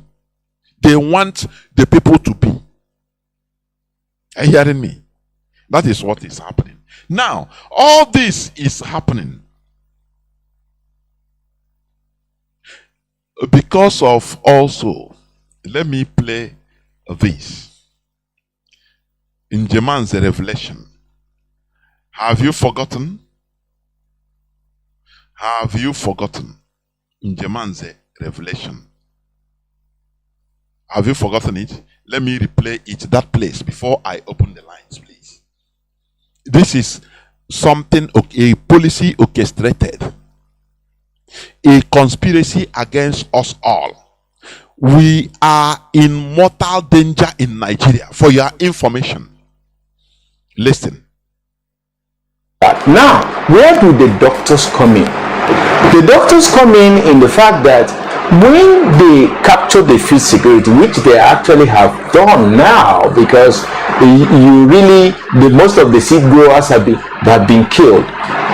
Just to give you an example, between 2015 and 2018, 37,500 people, victims, were killed by Boko Haram. Okay. These were farmers. Then of these 37,500, 32,000, that's 85%, were Muslims. 5,500 were Christians. And in states like Zamfara, 60% of the victims were Hausa, 40% were Fulani. Do you see this killing that is going on? Listen, there is a very, very delicate or fine line that we should understand. Oh, I don't know how to explain this. You see these statistics of this man, Dr. Njemanze. He gives interview. We are shouting, oh, it's Islamization. Yeah, we are trying to Islamize us. At the beginning I said, no, they are trying to Fulanize us through Islamization. And I still stand there. But do you know that this word Islamization is working in two ways? You don't know they are killing people also. It's indigenous people they are killing that are also Muslims in the north. But when you shout Islamization, they are Islamizing also. It's playing to the advantage of the Fulanis. Do you know why? Do you know how? Ask me how now. Because you are uniting the whole Muslims in the north that are indigenous people that are also suffering the same thing. You are suffering. You are classifying them under one umbrella. And also, it makes the indigenous people, indigenous northerners, non-Fulanis that are suffering this thing, to also have a fake confidence that, anyway, with Muslims, we are killing as Igbos. Infidels are shouting of Islamization. I'm a Muslim, so even if I'm a victim, it doesn't matter. Let me take solace in them being converted, being killed. So it's still our religion. After all, when I go to heaven, I will be recompensated. So he keeps them not to even rise up against the Fulani. I don't know. There's a way this thing is. It's very tricky. It's very, very tricky. They are committing the biggest policy. You understand? But now, people are seeing it in another way, misinterpreting it, which is also giving it more fire, giving it more vigor, giving it more energy, playing in both sides. Because we, for example, the Igbos that are, crying, oh, they want to Islamize us, we are not also seeing the plights of the indigenous people in the north that are farmers, that are Muslims. Are you hearing me? The level of understanding differs. There might be people that understand me. As we are crying Islamization, now we classify all are enemies. Are you hearing me? That all new if you see a Kanuri that is a Muslim, you say all are the same. And it's playing on the psyche. They themselves do, no matter that they suffer this thing more than you, we are now misinterpreting the reality of the issue. That they are targeting farmers. It doesn't matter whether they don't have religion. But they are using now religion, making us to misinterpret it as a religious issue. So that to get away with it. Do you see how politics work? They are good politics. Hey, Chineke. They play things in a sophisticated way, so that if you don't take time, you will be pursuing shadow. Whereas the overall result will affect everybody in an equal bad way. They want to destroy original seed growers. Whether you're a Muslim or a Christian or an Hausa, that is what they want to do. But they want to use a fake face in order to achieve this. And while we are pursuing shadow, now they are doing the main thing. Are you hearing me? That is what is happening. We should be wise and know how to interpret, think deep, make deep analysis of issues happening, in order to get it correct and say, no, this is not this is that. It doesn't matter the way they want us to believe it. It doesn't matter the way they want us to see things. No, it is like this. It is not like that. Are you hearing me? You see, yesterday when I came up, I said it. When I had what do you call him? The British Foreign Secretary, Cameroon, the former Prime Minister, being questioned. My brother sent it to me. I listened to it. I laugh. They were talking about Iran. How Iran is here for. How, that's why I like their journalists also. They ask questions without fear of favor. David Cameron was completely talking about the evil of Iran, how they send the brutal drones and missiles and everything.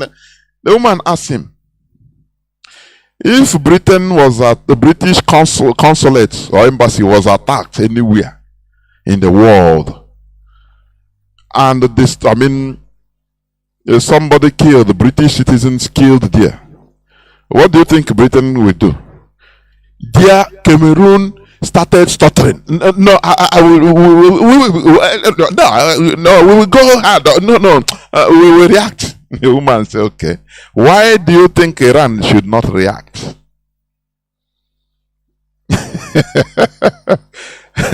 I smiled. I said, okay, you are reasonable. But if you don't know, with your narrow-mindedness, they will channel you one way so that you continue pursuing shadow. Whereas they know what they are doing. That is what they are doing in Nigeria. And now it's Islamization. But they are doing something more horrible than Islamization. They want to clear everybody.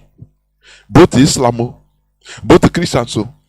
But we are not seeing it with the normal eye, defining it on what it should be. It is brigade policy. They sponsor terrorists to achieve things. Are you hearing me? They steal our natural products, our natural resources. California, in Borno, you gold in Zamfara, everywhere, in Sokoto, everything. They put all these bandits to sponsor them, but we are not at alert. We are talking another thing. And as we are pursuing shadow, shouting another thing, they are busy doing what they are doing. Now they didn't stop there. Bill Gates now have bought Nigerian hospital, federal hospitals. UNTH is bought by Bill Gates. Other federal hospitals have been bought by Bill Gates. Now he enter. If you or form of had it been stopped there, maybe this revelation wouldn't have come out. But he want to take over the whole of Nigeria. He want to take over the whole private hospitals and clinics. Do you see it? Do you see also greed? Now they are using these people to kill farmers everywhere. They kill farmers in Zamfara. They kill, destroy, bomb everywhere. Use all the, in our place we are calling, they are Islamization. It is something more evil than Islamization. When they destroy the whole natural farm products, as they are doing in our land. Because Petamba, let me also come to that. Let me read that. Petamba news making round from issues or local government area is that the governor of Enugu State, Petamba, has given out about 15,000 hectares of land to a particular Fulani man under the pretense that the Fulani man is going to establish an agro-based industry in issues. I think the leadership should investigate this properly. Yes, the man is determined to hand over our land to our enemies. We must not keep it quiet, please. In issues, this is how they began. Before you know it, we will have a formalized Fulani colony in Isuzo. I understand that the traditional ruler in the area, Augustine Nnamdi, is actively involved in it. It is also said that Petamba is providing necessary logistics with which a strong army base will be established in the area. Let us not forget that a Hamufu community where these terrorists attack ceaselessly in the past, killing hundreds of our people, is under issues of local government. Do you see? Do you see how they are using our people?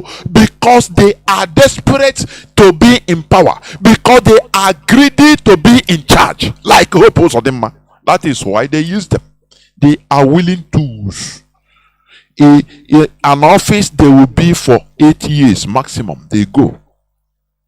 Now they want to lay very bad legacies that will affect the people forever.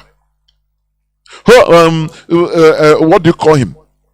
Ojo Zokalo did his own. Today, do you know how many thousands, or if not hundreds of thousands of our people that have been destroyed by the Fulani in Logba? It is courtesy of Ojo Zokalo. But coming to this, why must land be provided to these people? Why? Does it mean that, okay, let us say, okay, as Nigerians, why can't they use their hand, in their private businesses, and if they want to buy land or rent a place, they do it by themselves. Instead of going through government must provide, army base must be there. What is happening?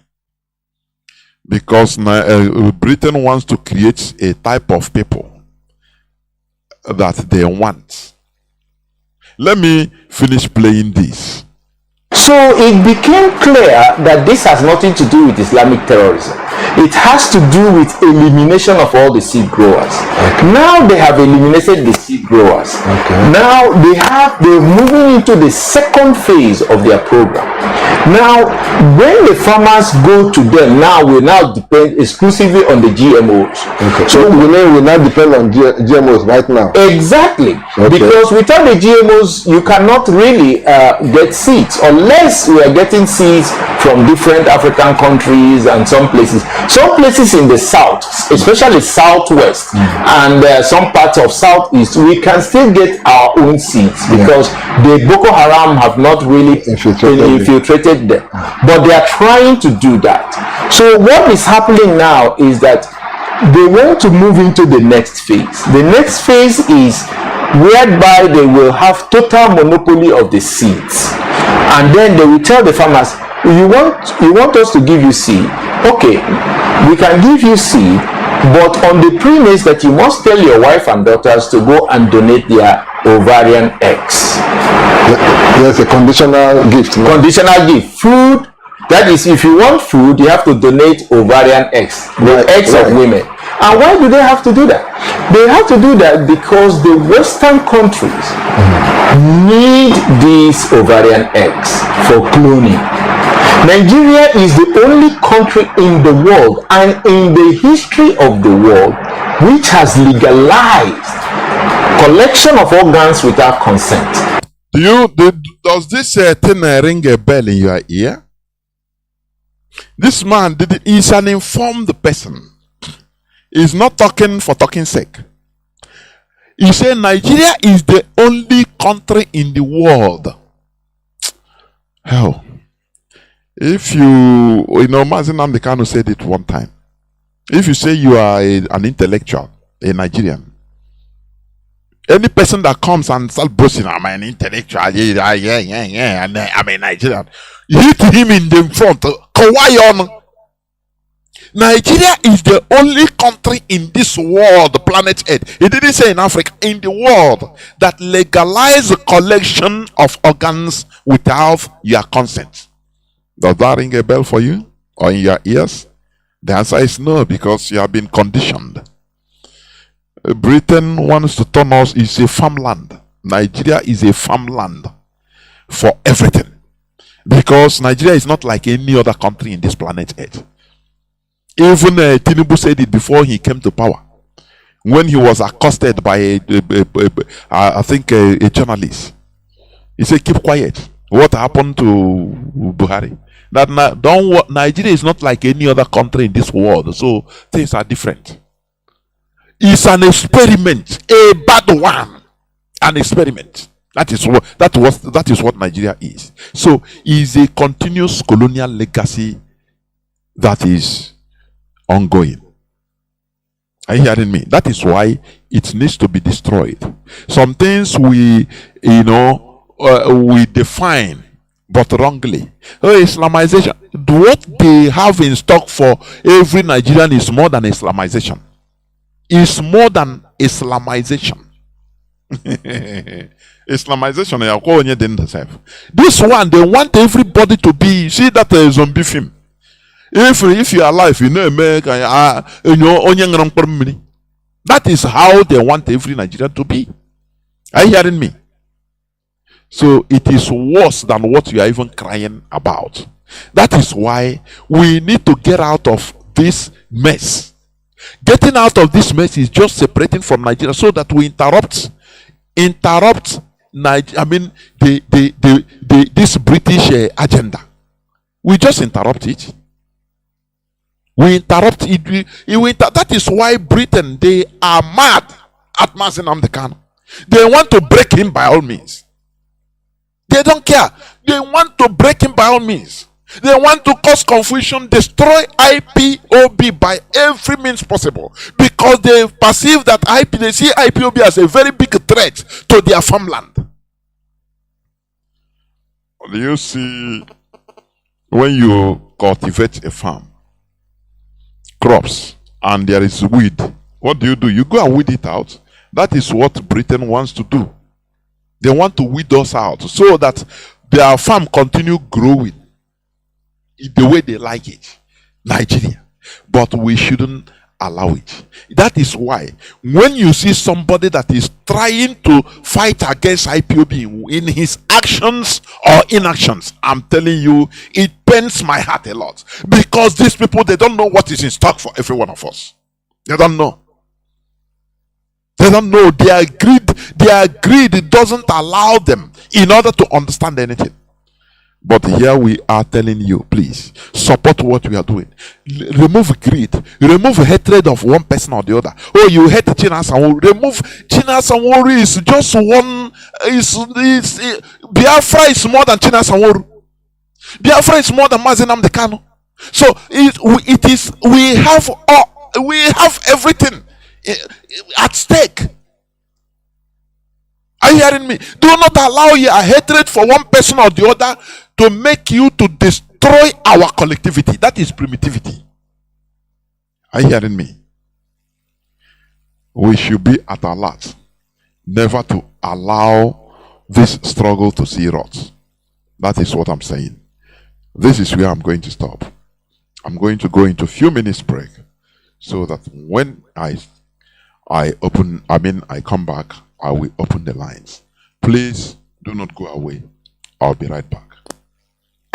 So your organ, which you own, which is your person, if you go to the hospital, they can collect that organ without your consent, because it states in the National Health Act of 2014 and 2015, actually signed in 2015, states that you can actually collect that organ without consent. In section 48 and 51 of the National Health Act 2014 version of it actually states that you can collect that organ without consent. You can collect organ and you can collect the gametes, that is the eggs of women, without consent of the patient. That's very dangerous. That's very dangerous, but it was allowed into law. I personally led the doctors' delegation in the National Assembly hearing, at the Senate hearing, and pointed this out before Ike Ekweremadu, before Governor,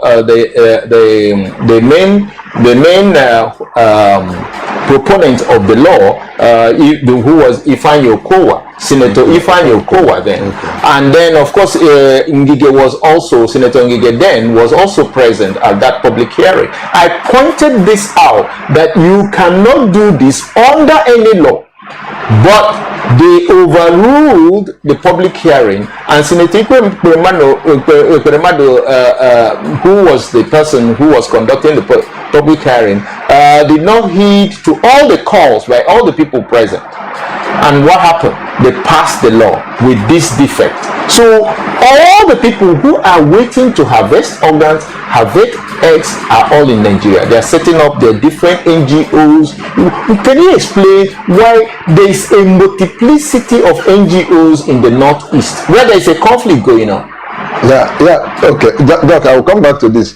But what I want to ask now, why is Brigade focused on Nigerian doctors? Yes.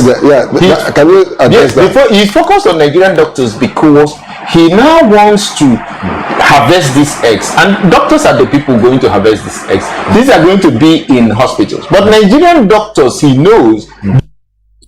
Welcome back. This is Radio Biafra House of Service, coming to you through Radio Biafra London. My name remains Mazi Jonathan Chinedu from Olo Province of Biafra Land. We are here live and direct.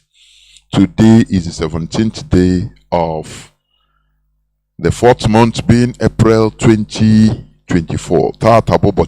Therefore, I welcome each and every one of you. Our lines are now open. Our direct line is +1 213 328 6224. I repeat, +1 213 328 6224. Our WhatsApp and Signal line is +61 405 142 547. You can call us and give us your view onto this submission. I will take just few calls, please, but You can call us now, and do not wait until when I say no more calling. Now you start calling, please. You can call us now and give us your view. Do not forget that we talked about the continuous colonial legacy, and Nigeria is an evil that is waiting for us. That it is the legacy, a British legacy, in order to recreate us, the indigenous population, the way they want it, the way they want us to be. They are playing God. They are recreating us through their actions and everything, which is highly, highly dangerous. Are you hearing me? So we must prove to be human beings by doing what we are doing and being consistent, and never to allow our sense, our greed, our individual greed, in order to, destroy our collective interest. That is what is called primitive evil. Therefore, I have callers already lining up. Caller on signal, can you hear me? Welcome to the program. You are the first caller. Yes, Mazi Jonathan. Good evening, sir. There, Mazi, you do drege. There, wo. Udo Drege Mazi. My God bless you for your program. Mazi Jonathan, my name is Mazi Fanyi. Please, Biafra, forgive me for where I am. I'm on ground. Mazi Fanyi calling from his location. Mazi, we must move forward. May God bless our leader. And may God bless our HODs. Mazi, permit me to say this thing. Operation Go Back to Radio Biafra must be obeyed. Operation Go Back to Radio Biafra must be obeyed. I use this medium to encourage our media warriors, and also to thank Lion Man. I was in his program, and I typed this, and he quickly realized, and he went back. Please let our media warriors follow the instruction. Operation Go Back to Radio Biafra must be obeyed, because many things are happening which our people supposed to be aware, like this brigade taking our people's kidneys, and also trying to use NGOs to kill our people. This program always been, discussed on Radio Biafra, and most of our people doesn't know what is going on. Mazi, please, I'm sorry for deviating from your program, but I have to say this so that our people will follow the order. Mazi, yes, what happened today at the court? Yes, we have seen it, and that is why we say, in appeal court decision, that's where we stand. In appeal court decision that says the charge underquoted, and they banned our leader not to attend any further trial in the zoo called Nigeria. That's where we stand. Any other thing more than or accept this is not our interest again. They must obey their court order. If they can never obey a court order, there's no need to stand a trial. Court order must be obeyed. Mazi, coming to the main program that you are discussing this night. Mazi, yes, you see what is happening. When you was talking about this doctor, giving an analysis of how farmers are being killed, we all seen that it's not only Christians are being killed, and also it's not only Muslims that are being killed. I didn't think that this thing is a killing that made for Christian, or a killing that made for Muslim. You will see Christian will be saved, or Muslim will be saved.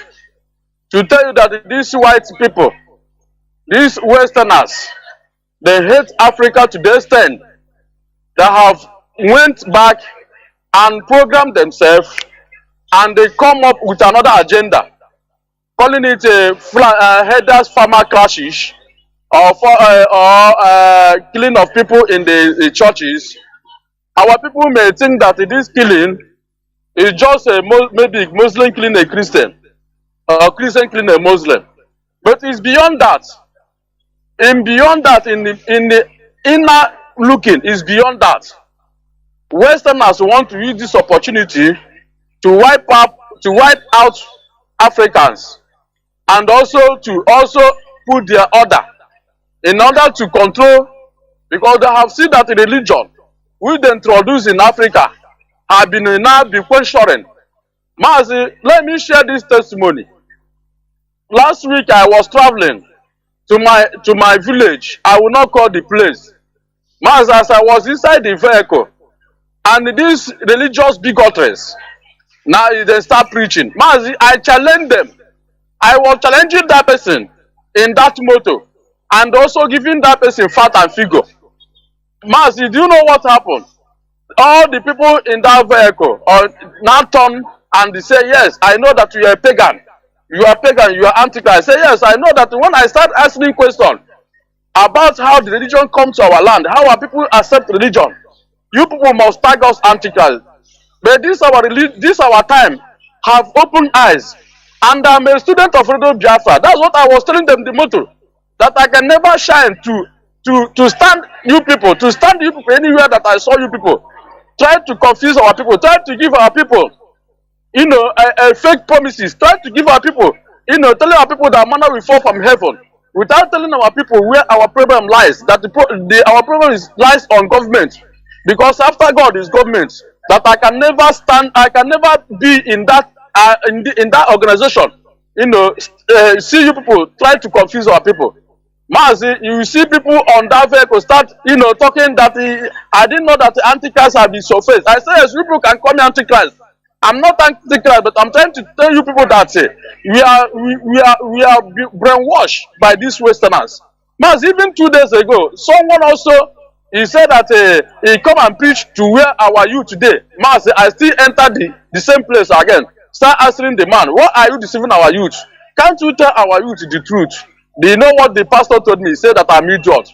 I said, yes, I'll be idiot because I don't want you to deceive our young boys. The person go ahead to say that there's a chapter in the Bible which he will read, and after reading the chapter, he go to market. You see, look at yourself. Just look at yourself. You break after reading the chapter, and the Yahoo people will come and give you rice, give you this. You pray for them.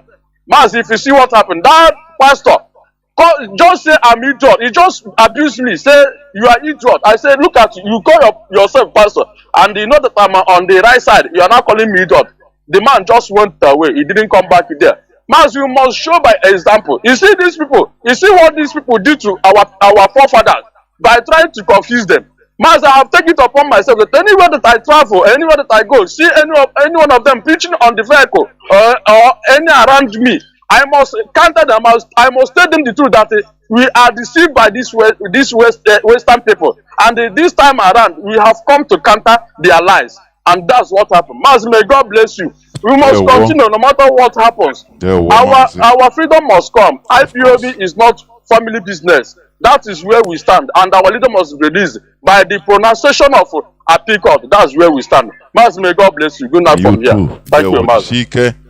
We must never be deterred by all the shenanigans, because this awakening, this gospel of awakening, must continue. You know, it's little by little. You know, it doesn't matter what they do.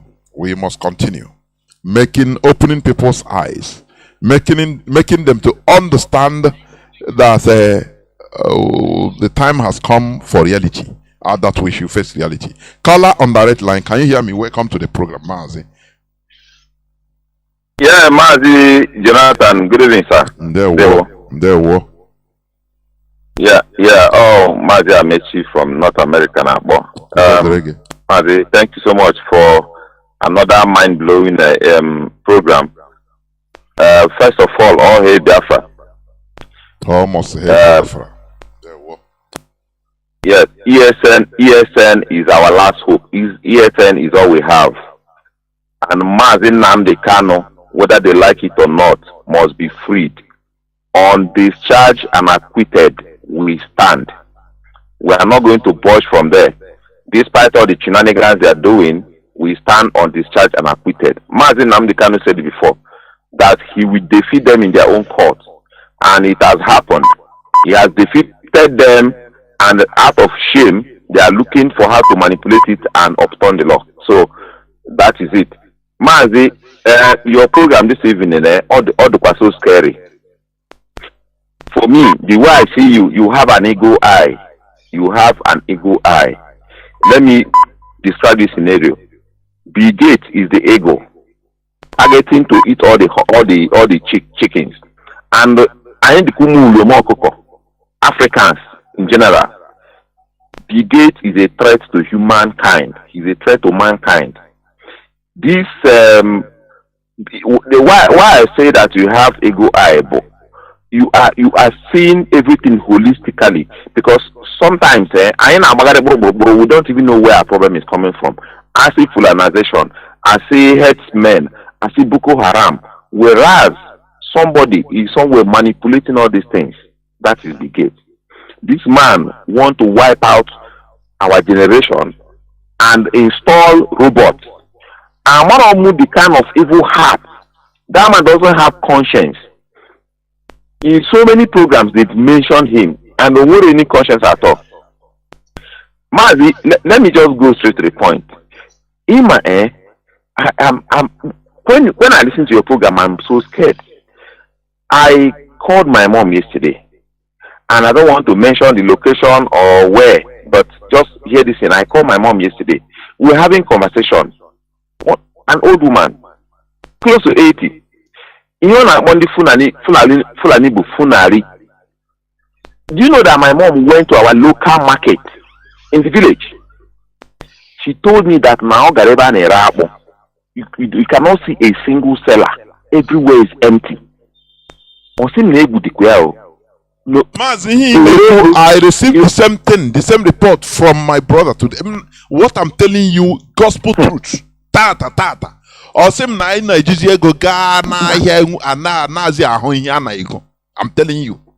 Na buy Mazi, because if you come to my family house, I let me say we are good in oil production. My mom can sometimes get close to 2 drums of palm oil every year annually when she was strong. But now what she does is just to sustain herself. Brew some palm oil, she will use that money and buy some stuff. But when she went to market, she couldn't buy anything. Osim now have a problem. And see what do you think is the cost? Osim now, all those farmers they have food stuff that they don't come anymore. And see why? Osim now the funari they could have Kanu. So when I ask what is from the north, Osim now he had address it from the north. Mazi, when you are discussing this thing, I'm so scared that they want to starve us. They want to eliminate us by starvation. Now, coming to what Chinasa Nworu said in his program, that secret conspiracy to stop us from producing our own food. Now, if you put one on one together to what this devilish brigade is doing today, and they Boko Haram, they farmers, those who are planting original seed and bringing their genetically modified organisms to replace it. They want to wipe out human existence. So, that is why I'm happy and 100% in support of this radio jingle of IPOB. Advertising that our people should go back to farm. Even when I called yesterday, I was asking, has my people started farming? Clear all the places around, plant anything. That one is enough said. Mazi, I want to ask a question. This opportunity to Ohaneze Ndi Igbo, I know they listen to you. Mazi, I've been trying to track or monitor since the British ambassador came to Igbo land and promised them that he will bring development. I have a question to anybody who can answer me, and particularly to Haneze and Igbo. Bikonu, is there any development brought by British High Commission or British Ambassador since that visit? Because I've been monitoring, I've been paying attention. I don't know how long our people will wait to open their eyes. I don't know how long our people will know that deception is in the air, is in the open, is no more hidden. Finally, sometimes I always tell myself that I don't believe in law of karma, but sometimes in one way or the other the thing exists. Ike Mado and his conspirators, how are we part of those who approved that organ harvesting without consent, based on what our brother doctor was saying? Today, is he not? Is Allah Biafra Kubugo the man? Allah Biafra has put him in jail. And you can see how her daughter's organ linked him into 7J term. That is how everybody who is fighting against Umuchukukike, they will all go down one by one. Finally, our brother, the doctor that revealed this shocking mystery, shocking, scary story about this blood-sucking brigade, wherever he is, he should protect his life, because these people, they have humanity in their mind. They can do anything to eliminate any obstacle on their way. Mazi, thank you so much. I'm listening and learning from others. Of course, Dr. Njemanze, he should be protected because he is entering into causing, he is steering this nest. I am telling you. The worst part of it is this.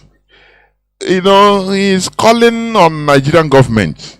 Those that rubber stamped, conspired on what he is revealing about, is those that is calling for them to take action. That is also one thing that when you look at it, you see that we are in a messy situation. Calling your killers to come and protect you. But we must continue. We must continue. Caller on Mazi, let me see who is here first. Okay. Caller on WhatsApp. Please welcome to the program. Can you hear me?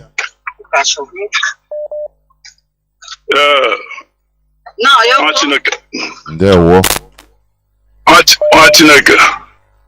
go. I'm myself Biafra.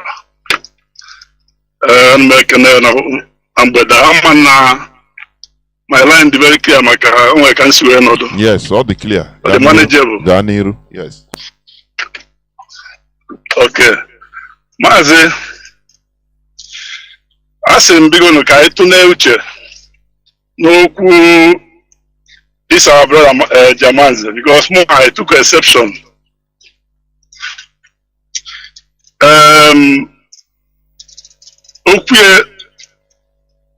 Okwe nwekebe si abia na nghọta nke m, and anyị na-afịa as na ọ na-enye ọ na-agwa ife na-eme, which is true, but o nwere project o ji ewere abịa which ewepụ anyị anya die. My point is this: our brother adịghị genuine. That our brother is adịghị genuine. Everything okwu bụ ife mere eme, mana m ga-agwa Biafrans why o ji put that in maka. Just like what they say in the Bible, that you know the truth and truth will set you free. Today, I will reveal one of the things they're expecting to hear from us, that our freedom may come. So, our brother, no kwuo na ekwu maka kidney, maka organ. To resolution of our organs. Or probably now, I will check if only for body able Sunday. No one ekunu buko ni Igbo. Mazi, ka I take go back. The last time the whole South raised any resolution, I didn't make Sunday Igbo. Raise the resolution at that house. Are it true? Keduzi kosi buzi kita anu and this resolution you if the evil can perform more. But Sunday Igbo. Nothing at that sitting. Sunday Igbo ko tapo. So they have my agenda Ojimakeabia to tarnish our image. One, Mazi, can I come in here, please? You know, yeah, I'm listening. Okay. Yeah, Mazi. You know, there are sometimes we also think deep before coming out to say something. If Dr. Njemanze is making a false allegation, do you know that this thing can land him into heavy problem? He said, you know, why he is talking. He said the original proponent of that law or bill that was ratified, you know, Ekuremadu was the before he was the Senate chief, or how do we call them that time? The original listen, I'm coming. The original proponent, the initial proponent of that bill is Senator Okowa. He mentioned it. Do you think that this man will be lying? Whereas you know, they are hearing it. Can he lie against them? That this guy was there, the former governor of Anambra State. What is his name? He mentioned the names, and he called Ekuremadu because Ekuremadu was the Senate chief. How do you call the person in charge of Senate that time? That ran, who say I, no say no, and the eyes have it. So let us stop looking at things with a very narrow parameter. It's destroying our names. Mazi, which name? Do you think that he can have the audacity? This is not the first time. Mazi, are you listening? If you are in a noisy place now, you can listen from the background, please. Now, do you think that if this man, because many times we use sentiment, if this man, because why he called these people is for them, they are here, they had it. If he's lying against them, they will take him immediately, they will take up the case. He wrote against Bigate, he wrote to United Nations, to different world organizations, not only talking it. Oh, Mazi, come on, Mazi, please. Let us not sometimes use sentiments to miss the point. If this man is saying is a kind of lie, this is not the first time. I have played his clip No. Yes, he said he was presently there. Not they say that he said he was presently there, and Bigate was talking with them on video link. Mazi.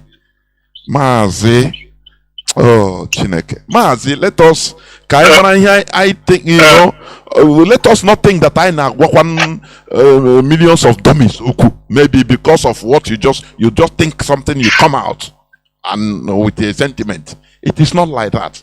I know you speak your mind, but you think, you know, please round up, Mazi. Round up. They can, like I was saying, Emma. What he said, I'm not countering that is a lie of anything. No, my point is there. My point there is that you know, his purpose, he mentioned a particular people as if we don't have any other people that are among for that the thing to be passed. This is where I want to call our attention. After all, if you come to the house, Igbos are the minority. Is it not so? Mazi, you don't understand the point. Thank you very much, Mazi. Sometimes I don't like people that are thinking one-sided, honestly speaking. He don't need to mention all the, he mentioned these people as the Okowa is the proponent. If it is Haruna, he will say Haruna was the proponent of this law, of this bill. But that time it's Igbo people, and he mentioned all of them because to give you a vivid example that so I was there and they were there. I have to explain to them. So he was expecting them to join him in order to fight against this, but they disappointed him. That is why he was even bitter against those people, because he know that this thing will ricochet more on Igbo people. He know that. That's why he's bitter, even mentioning their name. Who is the proponent of the law? Okowa. So will he come and say, no, it's not Okowa, it's Haruna? I don't know, Mazi, I don't know. I don't know, honestly. Let us stop reasoning with our sentiments. Do you think that this man, he lied against, okay, you know what he said is truth, but his motive, now you are trying to go the motive. That is what you are trying, what you cannot even know is what you are trying to be, instead of the message. The same way people say, Mazi Nnamdi Kanu, yeah, what he said is truth, but he want to be the chief of Biafra. He want to control Biafra. That is his motive. You understand and say, yes, what this man is saying is the truth. Let us take the message. I don't know. I will take these two last calls. Let me see whether I have callers waiting, but I have also a caller on direct call. Let me pick him. Because I've been waiting. He's paying.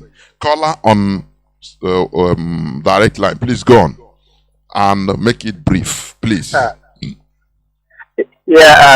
you. This is Bon Navy from the U.S. In Toyota back, when you were Ibona come easy no you don't need any apology, because you don't need any apology. Go on. Yeah, so you could because I've heard some comments in some circles, Nana in the primitive, you will go out comment. But all the way our people reason, we lack sophistication in reasoning. Only the reasoning here, you have to weigh in ideas. Make you offer something. What is critical? You have to critically question things. I'm not cutting you. I hope you can keep just 1 minute. Let me say something in what you said before you continue. Okay. That and then I say that let me just give you this current example that we are seeing now. Mazi Jimako, is he not a lawyer? No, I'm coming somewhere. Is he not a lawyer? I hope he is. Okay. Okay. Boga in America. Okay. Now, he was duped by a common judge. Maybe he compare his educational prowess and ability with that Binta Nyako. And when he can Binta Nyako Ruya. But Binta Nyako be agwahase weapon son from this come tomorrow. I will give you write a bail application. I'll send you go, and he deceived them. Do you think that this type of person supposed to be deceived? Don't you think that he's supposed to reason say na here legal issue and now na promise you gave to me? No, he will deny you. Didn't they? That is the primitivity. And another thing, when some people that will destroy a whole generation with their greed, just their single greed, blind myopic greed, they are ready to sell and destroy everybody. Our collective interest. Mazi,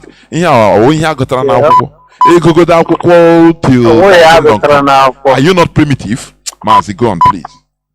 Yeah, all sophistication. Because, well, for example, now here in IPOB, this is exactly why I stopped attending all these Igbo union thing, because sometimes a quote that somebody will, what president, now they president. Now they forget that an institution is a legal independent entity.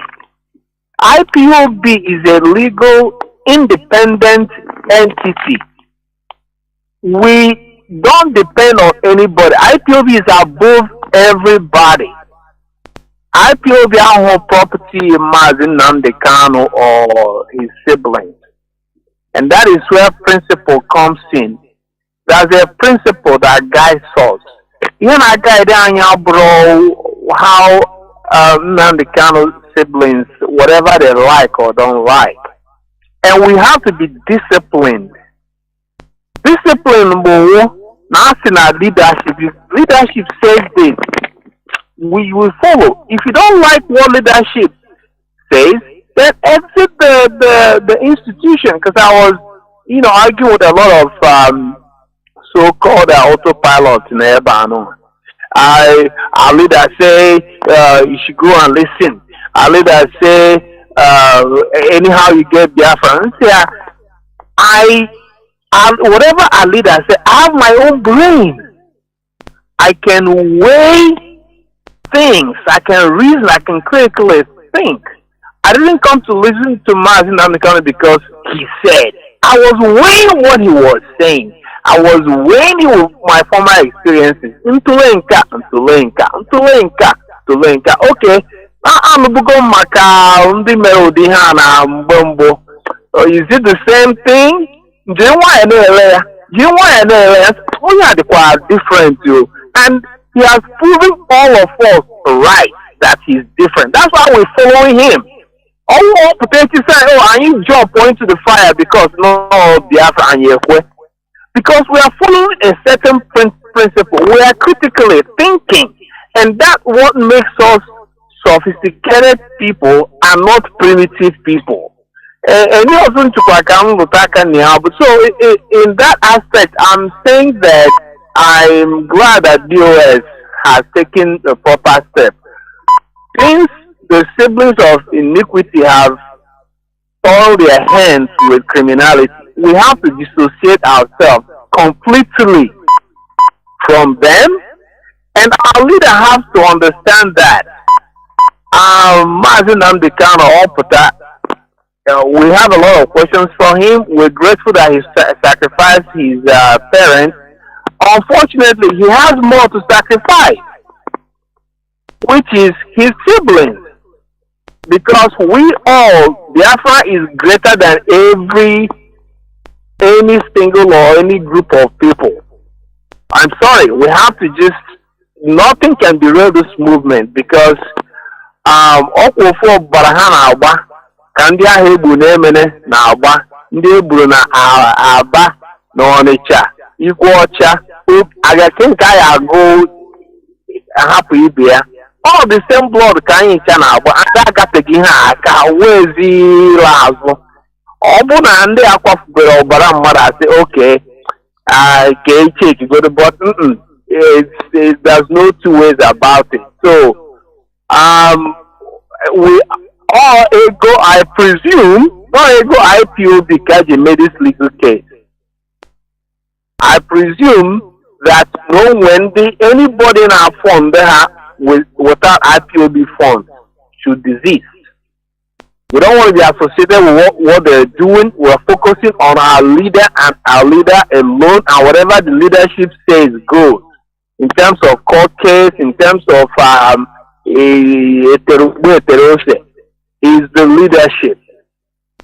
And I'm glad that this platform I gave you to draw me into everybody's ears. And I didn't care Dr. Njeman said because I get propagate his name because him and without Dr. Njeman I'm his position in that organization. I pursue other platforms in Nigeria and the other guys we call big platforms because I know that anything IPOB I can agafa. I push showing a lot of other Nigerians they don't know. Yeah, they don't know. So we have to propagate this in other Nigeria platforms. Thank you. There were Mazi. There were. Okay. Any person that is still counting, Mazi Nnamdi Kanu say they should listen to Ikberima. Is he the only person they say he should listen? Did he say take command from him? Did he say, oh, if I'm not there, he is the person that is, any person that is going astray, he must find one way or the other to justify what he's doing. That is it. It's just this these Bible readers. Anything you catch them here, they turn the other side. They have another quotation that counters or justifies what they are doing. It's like that. As in this religion as ndoshi. No, and Bible say. So that is it. So any person that is saying, Mazi Nnamdi Kanu say we should go and listen to. Is he the only person he says you should go and listen? He mentioned the different names. But they forgot to add that Mazi Nnamdi Kanu also said that anytime Satan enters you, and you get IPOB treatment. No, they don't put that one. Listening, is he taking command from him? Happen there. Caller Mazi Madabuchi Ezu. There war you have been here since 26 minutes plus. Go on, please. Welcome to the program. Yes, my brother. Do the reggae. Good evening, Biafrans and lovers of freedom. My name is Ifan Chukwumadabuchi. My brother, I have to touch a little bit about the brother who called and saying Dr. Philip Njemanze is not just a doctor. He is a very well-learned doctor with another or separate accolade, and including medical practitioner he is, but not that makes him very relevant in the discussion. Dr. Njemanze is the chairman of the Private Medical Practitioners Association of Nigeria. He is also one of the heads of the General Practitioners of Nigeria. So he is an official of the medical establishment, not representing himself. So he is being sent to those kind of things where those things are discussed. And so, why did he call that Ike Puremadu was heading the sitting of the Senate? He was the deputy Senate president, but he was the one heading the sitting on that day. And the main proponent, like you said, was Dr. Ifeanyi Okowa. Yes, and Dr.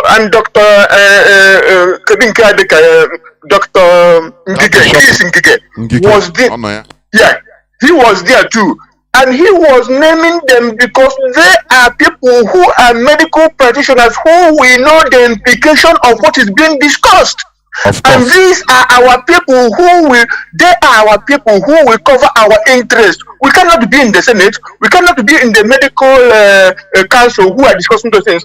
They are our ears and our eyes and our bodies in that chambers, and they didn't fight for us. That was what I deduced from what Dr. Njemanze said. And sometimes it's better to listen. If you listen, you don't understand, you ask question.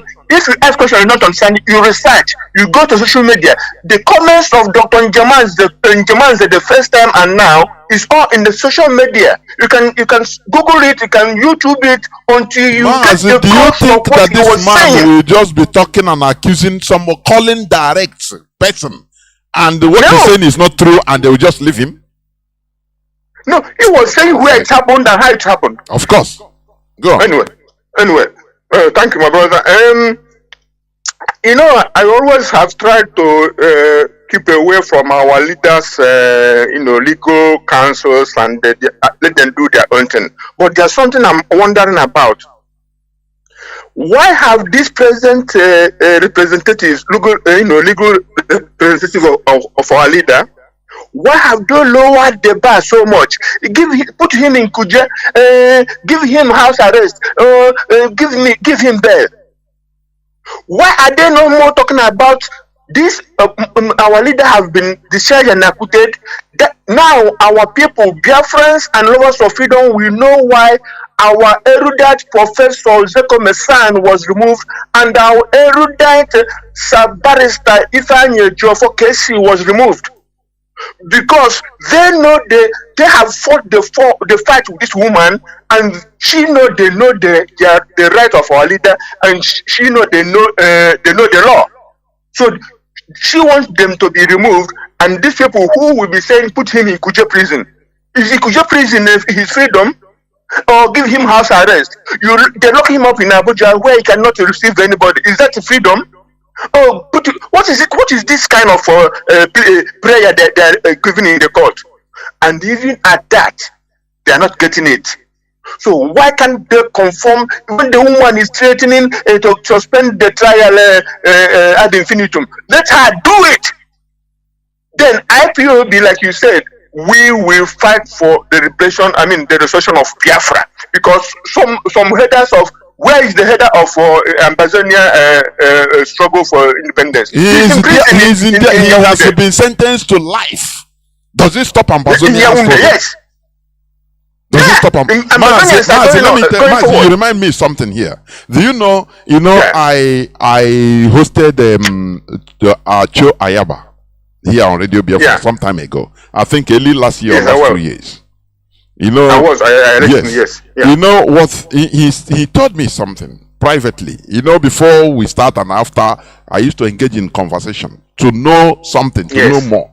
He told me that look, what IPOB is an institution that we are wasting too much time on release Mazi Nnamdi Kanu. That is not what we release Mazi Nnamdi Kanu. He told me that in that time. I kept it. He said, what we release him is what we are doing.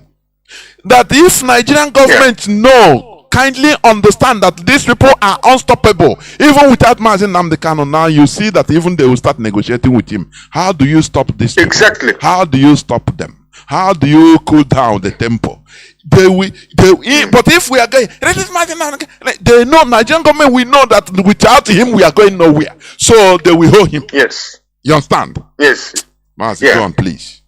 Exactly. Like when Nelson Mandela was imprisoned, then in Koshu Wazi, whatever they called their, every arms of ANC was firing on all cylinder. Until then, they brought him out. So we don't have to say we must continue what we are doing until then our leader comes out. Anyway, what I'm saying here is that what you said now, my brother, is very cogent. If these people think that if they have destroyed the center of gravity, as they call it, they've taken out our leader and we're going nowhere, so what will be the incentive for them to release him? So anyway, let's continue. The Nigerian government now have left all, this lawlessness in Nigeria. They left all the looters, all the impunity, all the lawlessness of the past administration. They are not trying the treasury looters, all the thieves that were bound everywhere. Even people who came to government, they haven't stayed up to a year and they have stolen up to 40 billion. They are not chasing them. Now they are chasing people who are spraying their hard-earned money. What a country. So if I have my money and I want to spray it to people, I am worse criminal than people who stole. A governor of a state who stayed only 8 years have stolen $4 billion, and he's free walking around. And you are chasing content creators and workers who are spraying their money. And that's the same thing they're doing. The Nigerian army is chasing IPOB up and down for flying flag, but they leave Fulani herdsmen from all over Africa coming to kill people in Nigeria. Even if the youth, the aggrieved and injured people want to protest, the invaders, the murderers, we call the Nigerian armed forces, will come and they still kill the youth of the indigenous people. And that's the country they want us to belong to. They lie. we're going home. And I want to say this. The 419 governor in Imo State says that before the end of during the election, remember election campaign, this 419 governor said that before the end of last year, that 4,000 Imo youths will be working in Europe. How about that? How are these people playing with our intelligence, and our people and our youths are falling for Mugu for these people? This man has led Olu to west.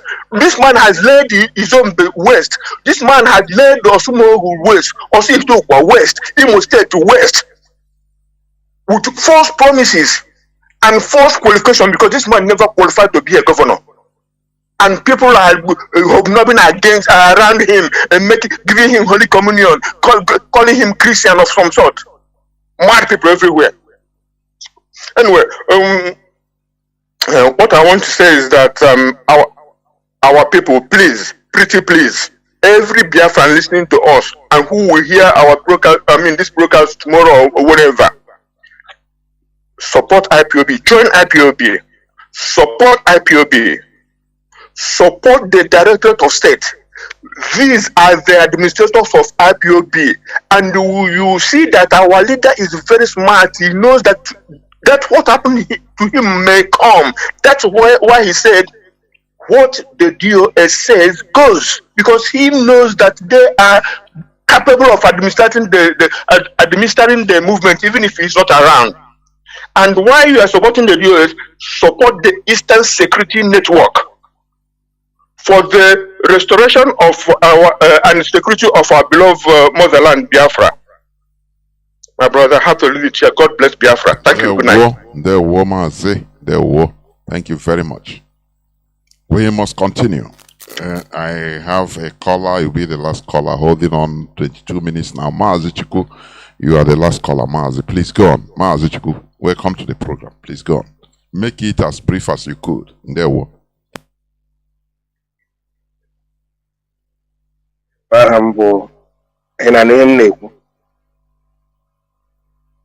Okay. My name is Chukwu Emmanuel, and I'm speaking from my location. I greet you, Jonathan, once again, as always. I greet my leader and our leader, Mazi Nnamdi Kanu, the man who set up this platform to expose so many evil that was leading under the roof of heaven. I greet him once again. Yes, I want to start for somebody that called and mentioned about Dr. Njemanze, that is calling Igbo people, somebody like Ifeanyi Okowa, Ngige, and Ike Kweremadu, try to twist something regarding that man that take a high risk by opening this hidden agenda. This man said so many things. This man said that all the government hospital has been sold to Bill Gates, and they were about to buy the Christian hospitals. He said many things. This man take the highest risk of all to open this secret, and somebody who's supposed to understand the risk and the effort the man made by opening his mouth, writing letters to even to Tinubu and everywhere in so many places, and somebody can come and try to put the man, I don't know. This is why Igbo people are where they are in Nigeria. This is the reason This is the reason our leader came to this platform, to expose so many things. So many things, especially in the name of religion, which was the worst thing that happened to Igbo as a race. Instead, the Igbo people will understand this is the serious problem they have. So many of them are kicking against it. Even the time Jonathan is here some Saturday to expose so many things inside.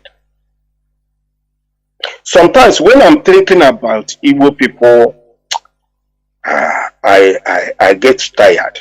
I get tired, honestly. How can somebody open his mouth to come and call this radio to mention something that no human being can listen to hear from any human? Look at the Yoruba is there. The whole Senate is there. This man is there challenging before they conclude. Hello?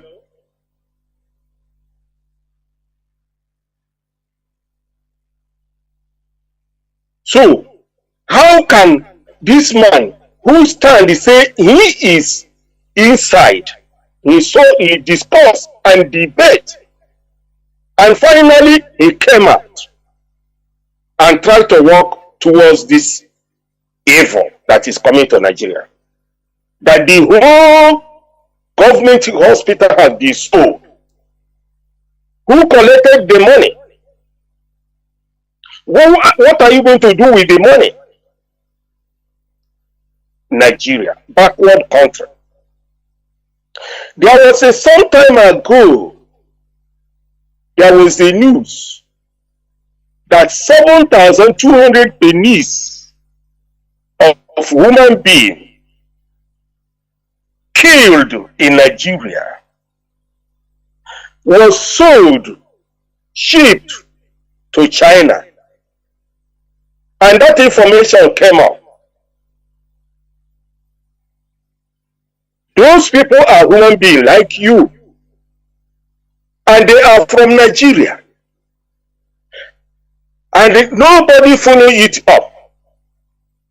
Nigeria is the place where you can see religion. Christianity is everywhere in Nigeria. Igbo people are at the head of this religion. Muslim religion is in Nigeria. Fulani are the head. And some houses and the West. And the people are killing in Nigeria. Their past are seeking abroad. And many of them are still waiting to go to heaven. What a shame. What a shame of a place you call Nigeria. Thank God, some people have talked before I'm saying what I'm saying now, based on that very person. But if you are Igbo man, and you always like to denote yourself to the public as this, your name is sorry. Because when I'm thinking about the risk that man take, I was even thinking, you see, this man said that they are waiting for brigade to come to Nigeria so that they will arrest him. He even said that government cannot even do the work alone. They need underground work, people to support, to see that this slaughter, they want to use Nigeria hospital. When you go to hospital, they will remove your organ. That you can approve it. All these evil people we have in Igbo land. If you are defending the Premado, you are defending Ifeanyi Okuwa or Dige. Why not to defend this idiot in Imo State that is killing his people? Who pulls Odema? Why not defend Petamba in Enugu State? Why not defend all these evil people that say they are politicians in Igbo land today? Can you see such people in the north? Can you see such people in the west? This is the reason our people is where they are in Nigeria. Some of them don't think like a human being. Some people don't act as a human being. When you see something where you're supposed to learn from that and put your support, you try to distract it because you can call the radio and disgrace yourself. Mazi, I don't know what to it's okay. I don't know. You have said enough about him. If you have a suggestion, make okay. Let me put it by the side. Yeah. Okay. Let me. Hello. Okay, I go to Benue State. You know, when the former governor was crying, fighting, everybody keep quiet. Mr. Governor Otto. The Fulani work very hard to remove him and fix somebody. They say he's a reverend father. Today, see what is happening in Benue State. If people understand what Britain have in Nigeria, if you know what Britain and white people has in Nigeria, if you are a regular listening to this radio through our leader and understanding the whole thing that our leader is saying, if you know this thing you call religion, Christianity and Muslim, it was made to enslave human beings on earth. And they have gone so deep in Nigeria, mostly in the Christian way of Nigeria, Igbo people. If you go to the West, you cannot gauge how many percent of Yoruba is Christian. How many? But when they open church, they know what they are doing. If you think well and read and listen to Boss Emmanuel, he explains so many things about this religion and the Yoruba in question in the name of Christianity. Some of them are working to support, to enslave in the name of Muslim. They are inside the Christian in the name of, they are inside the Christianity to work for Muslim to make sure the Fulanization is complete. That is why each time they are praying for one Nigeria. They are praying for peace.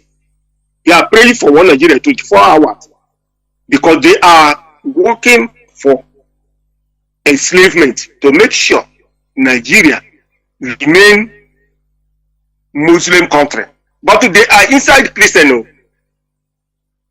How I wish if you go to any church, Yoruba church, you will see Igbo people 80% in the church. How many Yoruba are inside the church?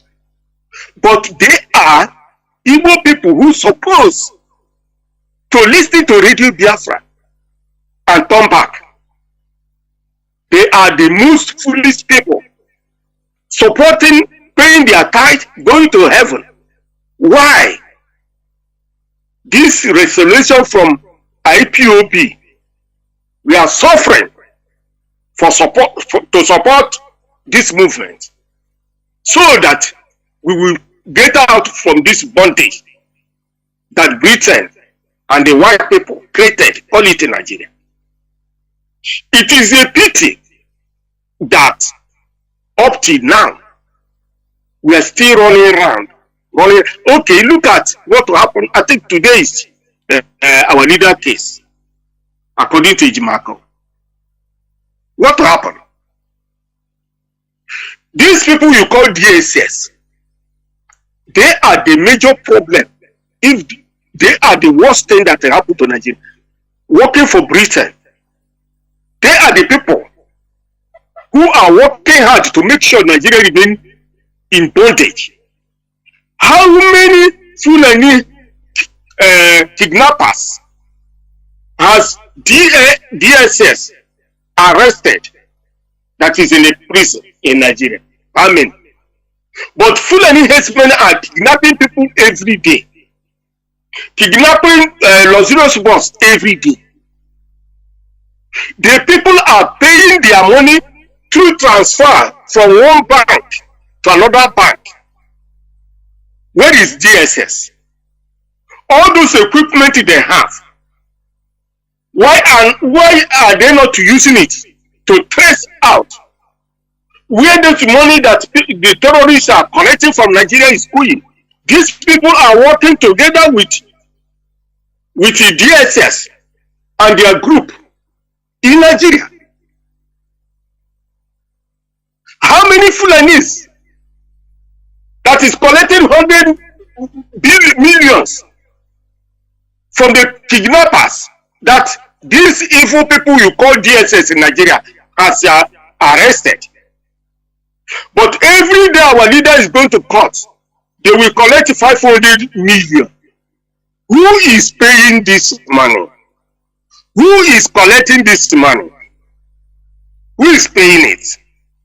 Is it not the government is paying this money? Is it not the same government is collecting this money? But when you come to our leader case, that is the only thing that DSS was formed in Nigeria to do. Somebody who is an IPOP, you go and arrest him, you take him to Abuja, you kill those you kill. You have agents in Imo land, Imo state, they have created the worst thing, that the foolish people are killing themselves, killing their brothers, stealing and looting, taking their doing business, forgetting that at the end they will suffer. That they have made themselves to be the most Mazi, please round up. Mazi, please round up. So I'm stopping here so far. We'll continue from next time. Yeah, but all I'm trying to conclude is that our leaders, let them try and work hard. There is no going back. Going back is death.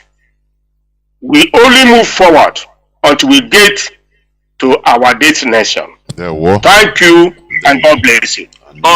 Almost say Biafra. Thank you very much. Biafrans and lovers of freedom. This is where I'm going to stop. We must continue what we are doing.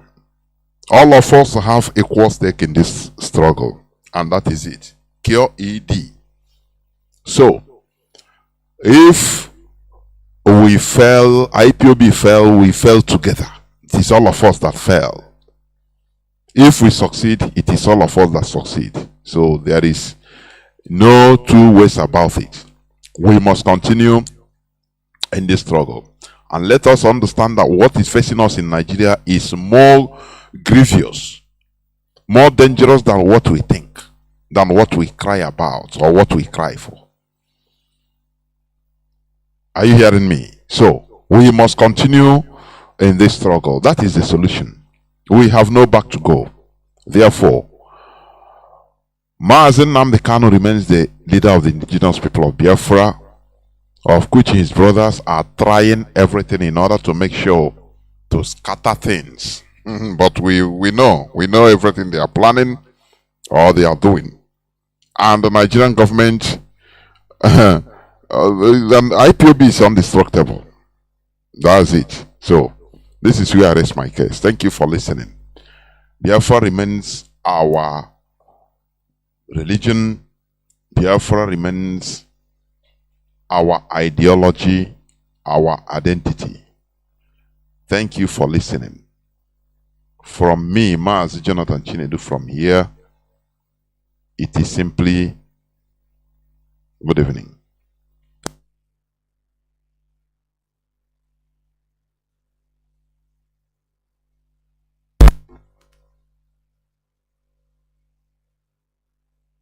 Women 2 to 3 years later they will die. Okay. They will die of liver failure, kidney failure, infections, some other complications. So we know that that's going to happen. So we're not going to do that. And when he called us, and I want to say, I was physically present when Bill Gates called us through the General Electric, who he awarded the contract to build 260 hospitals in Nigeria, so that it will be at these his hospitals they will be harvesting these organs and harvesting these eggs. So he will now take us out of the health sector. He invited the leaders in the private health sector and said, okay, look, I'm ready to offer you money to leave the healthcare sector.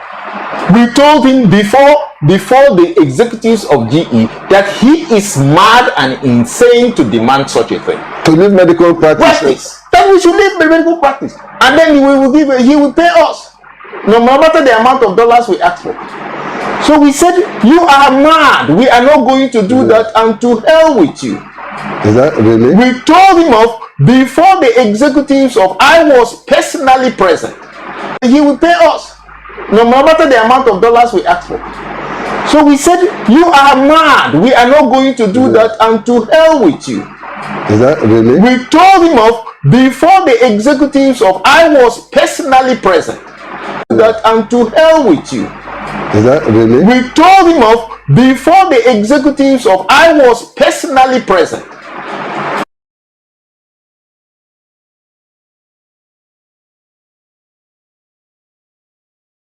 They need him to undergo comprehensive medical examination.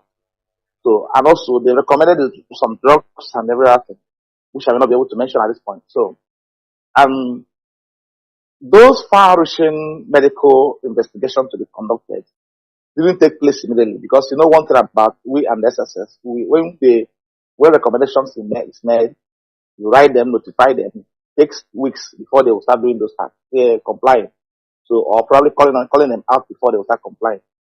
So the later medical investigation was conducted. I was about a month ago. So, and I was in any of this process exercise. I used to be part of it, because he insisted I must always be available to ensure to witness and see what was being done. So we visited about 2 different medical facilities where this examination took place. So they told me when I asked questions then, that some of these results has to be taken overseas, and it will take about 2 weeks before it will be ready and made available to him.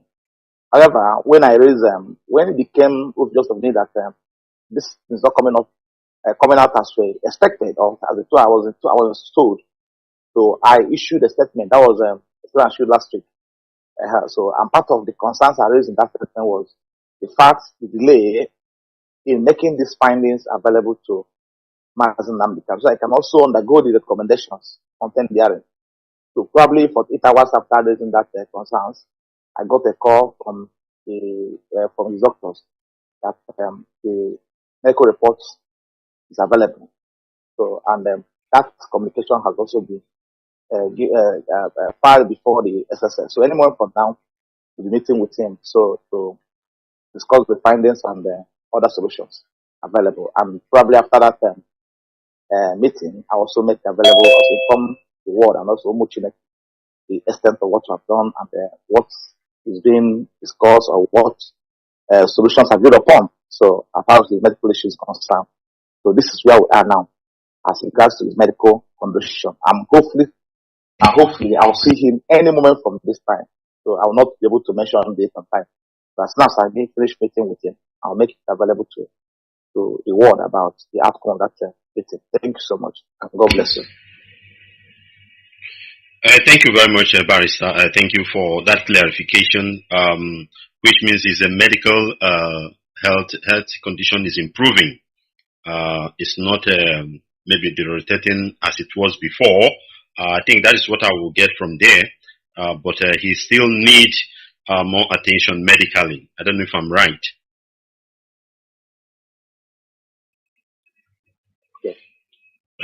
Exactly. All right.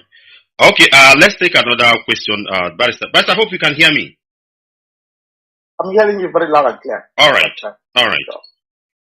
Okay. Let's come to the D-Day now regarding the issue. On 15th of this month. 15th of this month, which is the Supreme Court ruling.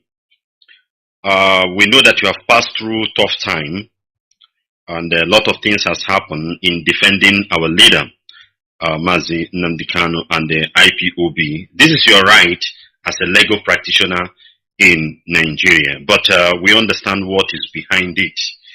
What is the expectation? What is the expectation? What is the expectation will it be regarding that day on the judgment? What do you, by the Biafrans, what are we going to see? What do you think is what we are going to, what is our expectation on that day? Okay, thank you. It's very unfortunate that we operate a system where people are asking questions of this nation. We operate a system where people are begging the begging an arm of government to respect court orders and also to do the needful. It's important at this point in time to make this clear. So I've repeatedly said it in some of my press releases and interviews granted to mainstream media in Nigeria. But I wish I was speaking in a very low manner so people understand what I'm saying. As very unfortunate as it is, Mazi Nnamdi Kanu's case is first of its kind in this country, where a court of superior decision, in this case, Court of Appeal, Intermediate Court of Records, delivered a judgment and directed for a citizen to be released unconditionally. One, for there to be no further trial on any form of indictment concerning that citizen,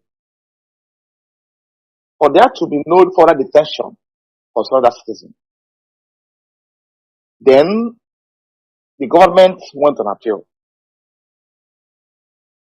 Without going into the merits or otherwise of the appeal, this has never happened before since the history of my practice of as a lawyer in this country. As a matter of fact, there's no legal jurisprudence, there's no legal decision, there's no deciding authority that authorizes a state to appeal, to file appeal of this nation. Because the law is right and clear.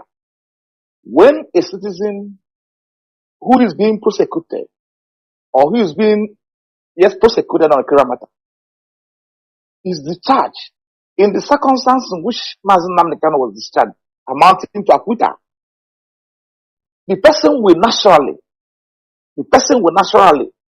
assuming the person was in court on the day the pronouncement was made by the court, walk free from that court without being interrupted, intercepted, arrested by anybody, sent to the house, to his house. This is the system. This is how it operates. I've never seen where a court will say, we decide that someone has no case to answer, or someone is discharged and acquitted, then the person, a government prosecuting, will appeal.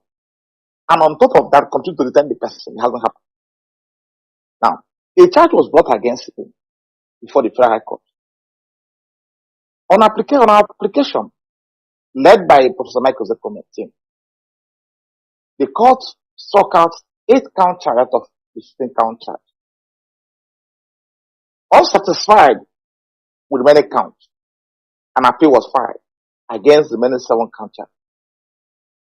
Federal responded, the appeal was argued on the merits, and the court upheld our appeal and consequently struck out the many 7-count charge.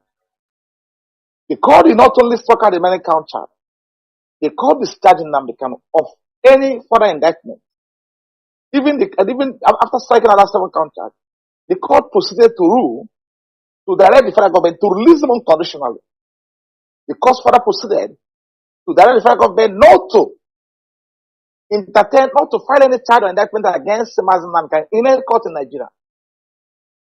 Ordinarily, what's expected in the circumstance is for the federal government to comply with the order of the court. Without further ado, but it's important for me to also mention that when this was going on, when that judgment was delivered, the federal government took 2 far-reaching steps to circumvent the judgment delivered by the Court of Appeal. One, on that day, the judgment was delivered, being 13th of October, 2022.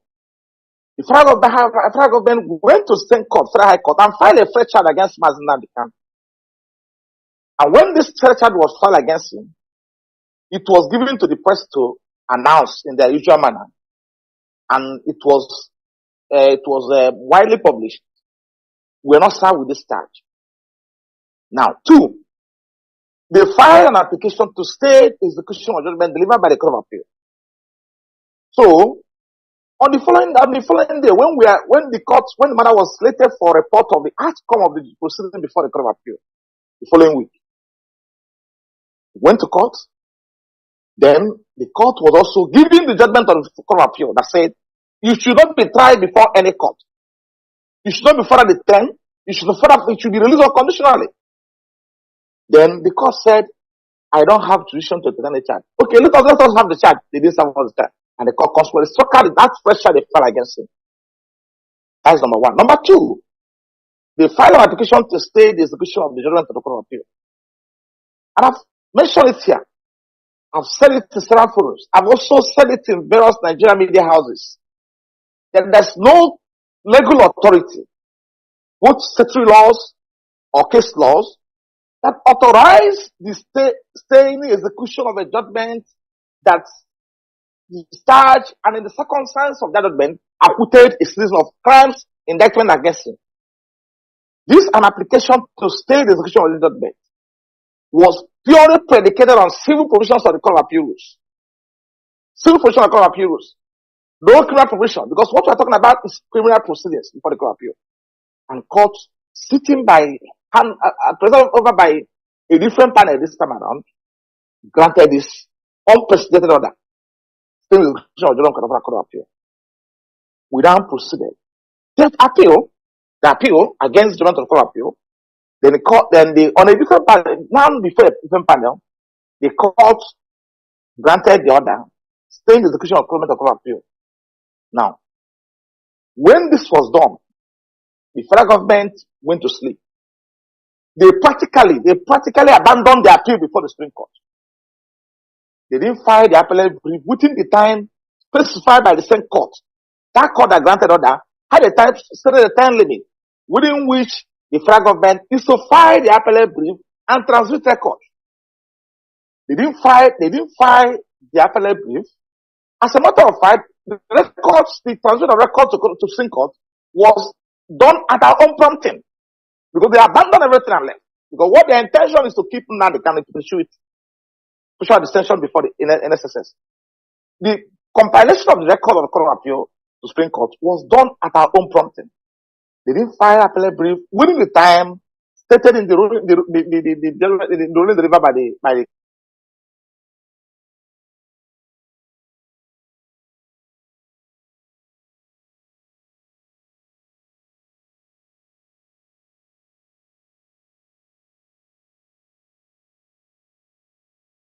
certified full copy. In fact, as a matter of fact, as sounds today before judgment being coming up next week, federal government didn't serve us the appellate brief the first file. They didn't serve us that process because we got it via an application for certified true copy to the Ministry of the Supreme Court before we were able to be given a copy of what they filed. And we responded. All this we articulated in process before the Supreme Court. And was exhaustively argued by Professor Michael Sekome during the address. So, when the matter came up for hearing, we have a lot of applications, so many applications before the Supreme Court. One for transfer to a correctional center pending determination of the appeal. 2, bail. 3, for medical, for medical, for doctors just to see him. So this application, in line with the extant rules of the court and practice, we are all disposed of. Then, and also an application for extension of time to what you call to file their appellate, which they file out of time, and also an application to regularize what they file. So on that day, they also came up with another application, which was served on us a day before the date set for the hearing. What's this application about? Application to amend their grounds of appeal, and also to deem the grounds of appeal amended as properly filed and filed. When we look at this application before the court, let us take Michael Zekom also. After we put our heads together, we understand that the essence of what they're doing is to buy time. It's to buy time because there was no difference between what they filed before and what they're asking the court to amend for this, or what they're seeking court to amend. It's just to buy time. And we said, no problem. Go on. We're not opposing. Go on. We're not opposing the application. So we can be able to put in our response, amend our response to accommodate what them, to reflect our direct response to what is filed. So that was done, and the matter was adjourned for hearing. On the date he came up for hearing, they told the court that they were unable to respond to our reply brief, despite the fact that they have sufficient time to do that. Even while coming to court, they came with a draft copy of what they have. Let us say, Professor Michael Zekome, all the court allowed them a standard to enable them filing, to file what they have in court. They said, no, even if a standard is granted, they cannot be able to file on this process. They want to time. So the matter was adjourned for this hearing. Unfortunately, this matter came up, it will come up for this hearing. The court was on vacation. The court was subsequently adjourned for hearing. And as God may have it, has been had awaiting judgment. So what I'm trying to say in effect is that in a system where there is suspect for rule of law, where rule of law is supreme, I don't think we have any business before the Supreme Court in the first place, whatsoever. I don't think the federal government have any business going to Supreme Court to challenge the decision of the Court of Appeal without reason as Nnamdi. So these are concurrent findings from Federal High Court to Court of Appeal. And incidentally, judgment of Court of Appeal is a unanimous judgment by the 3 judges of the Court of Appeal. Unanimous judgment delivered by 3 justices that sat on the matter. I know how difficult it is, so I've done it. A judgment first of all delivered by Federal High Court, also upheld and further 2 judgments delivered by 2 panel of judges of the Court of Appeal. So what we are urging the federal government and the Supreme Court to do is simple. We are there on law. Appeal has been filed. Decision be given on law. We don't want any form of political influence on the other. And I believe most strongly that the Supreme Court will do justice to the judgment of judgment coming up on Friday next week. My expectation, I don't think I've lost confidence in judiciary. I don't think so. Some people are insinuating otherwise, but I don't think so. Because if I've lost confidence judicially, I don't think that I'll sponsor a child, my first child, who's reading law today in university. I won't ask her to go and read law. I'll ask her to go and read other courses. But I believe I have some hope and some confidence in the parent that sat on this matter, and I believe that justice will be served.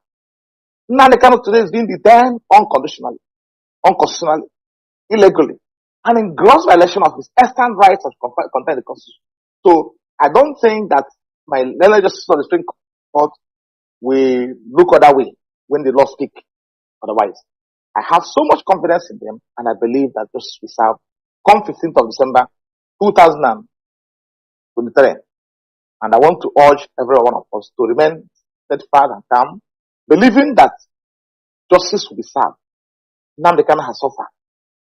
He has been tortured emotionally and otherwise.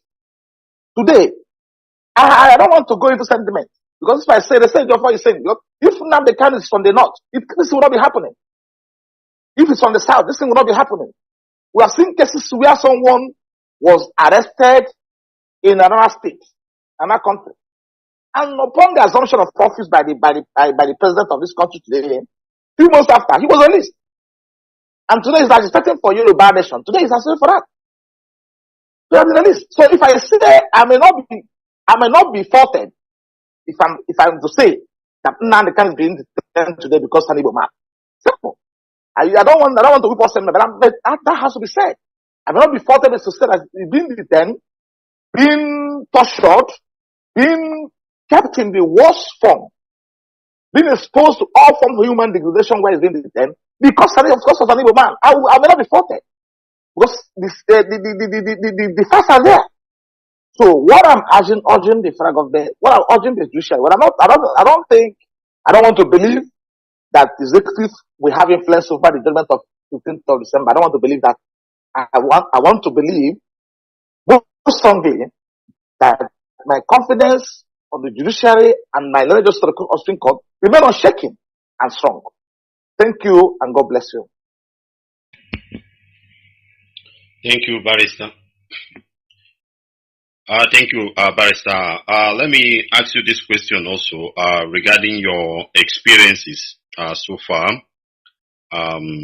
and what you have passing through, and presently, do you have any visible threat? Is there any threat since all these things are going on, and the experience you have experienced regarding the threats? Do you have anything to tell us, mostly on threat, threatening your life? Are you free? Are you free like other lawyers, practicing your field in the zoo in Nigeria? Thank you, my brother. I believe this is a very important platform and a veritable platform too, indeed, to state to give a chronology of my participation and involvement in this case so far. So Biafrans who have been asking me questions, please, we need you to give us account of your involvement in the case, how far you have gone, how do you come into this case? First of all, I want your friend to know this part, because I'm going to be kind of more detailed and comprehensive in my analysis, because I don't think I've been able to say this thing before or formally in any public forum, but it's important for how we started, an overview of how we started to be given facts. Why? Because I'm involved, and how I got involved, and how far I've gone since then. To that end, I want to state that I came into this matter in 2015. 2015 was when I came into this matter. And I was not consulted. I was not consulted immediately. Nnamdi Kanu was arrested from Lagos. Arrested in Lagos and brought about. I was not consulted.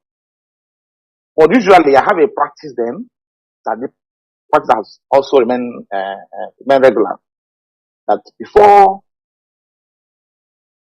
at end of every vacation, annual vacation, I usually conduct proceedings by going to prison or the police to get some people who have been unlawfully detained, and also handle their matter and get them out without collecting 1 naira or the other.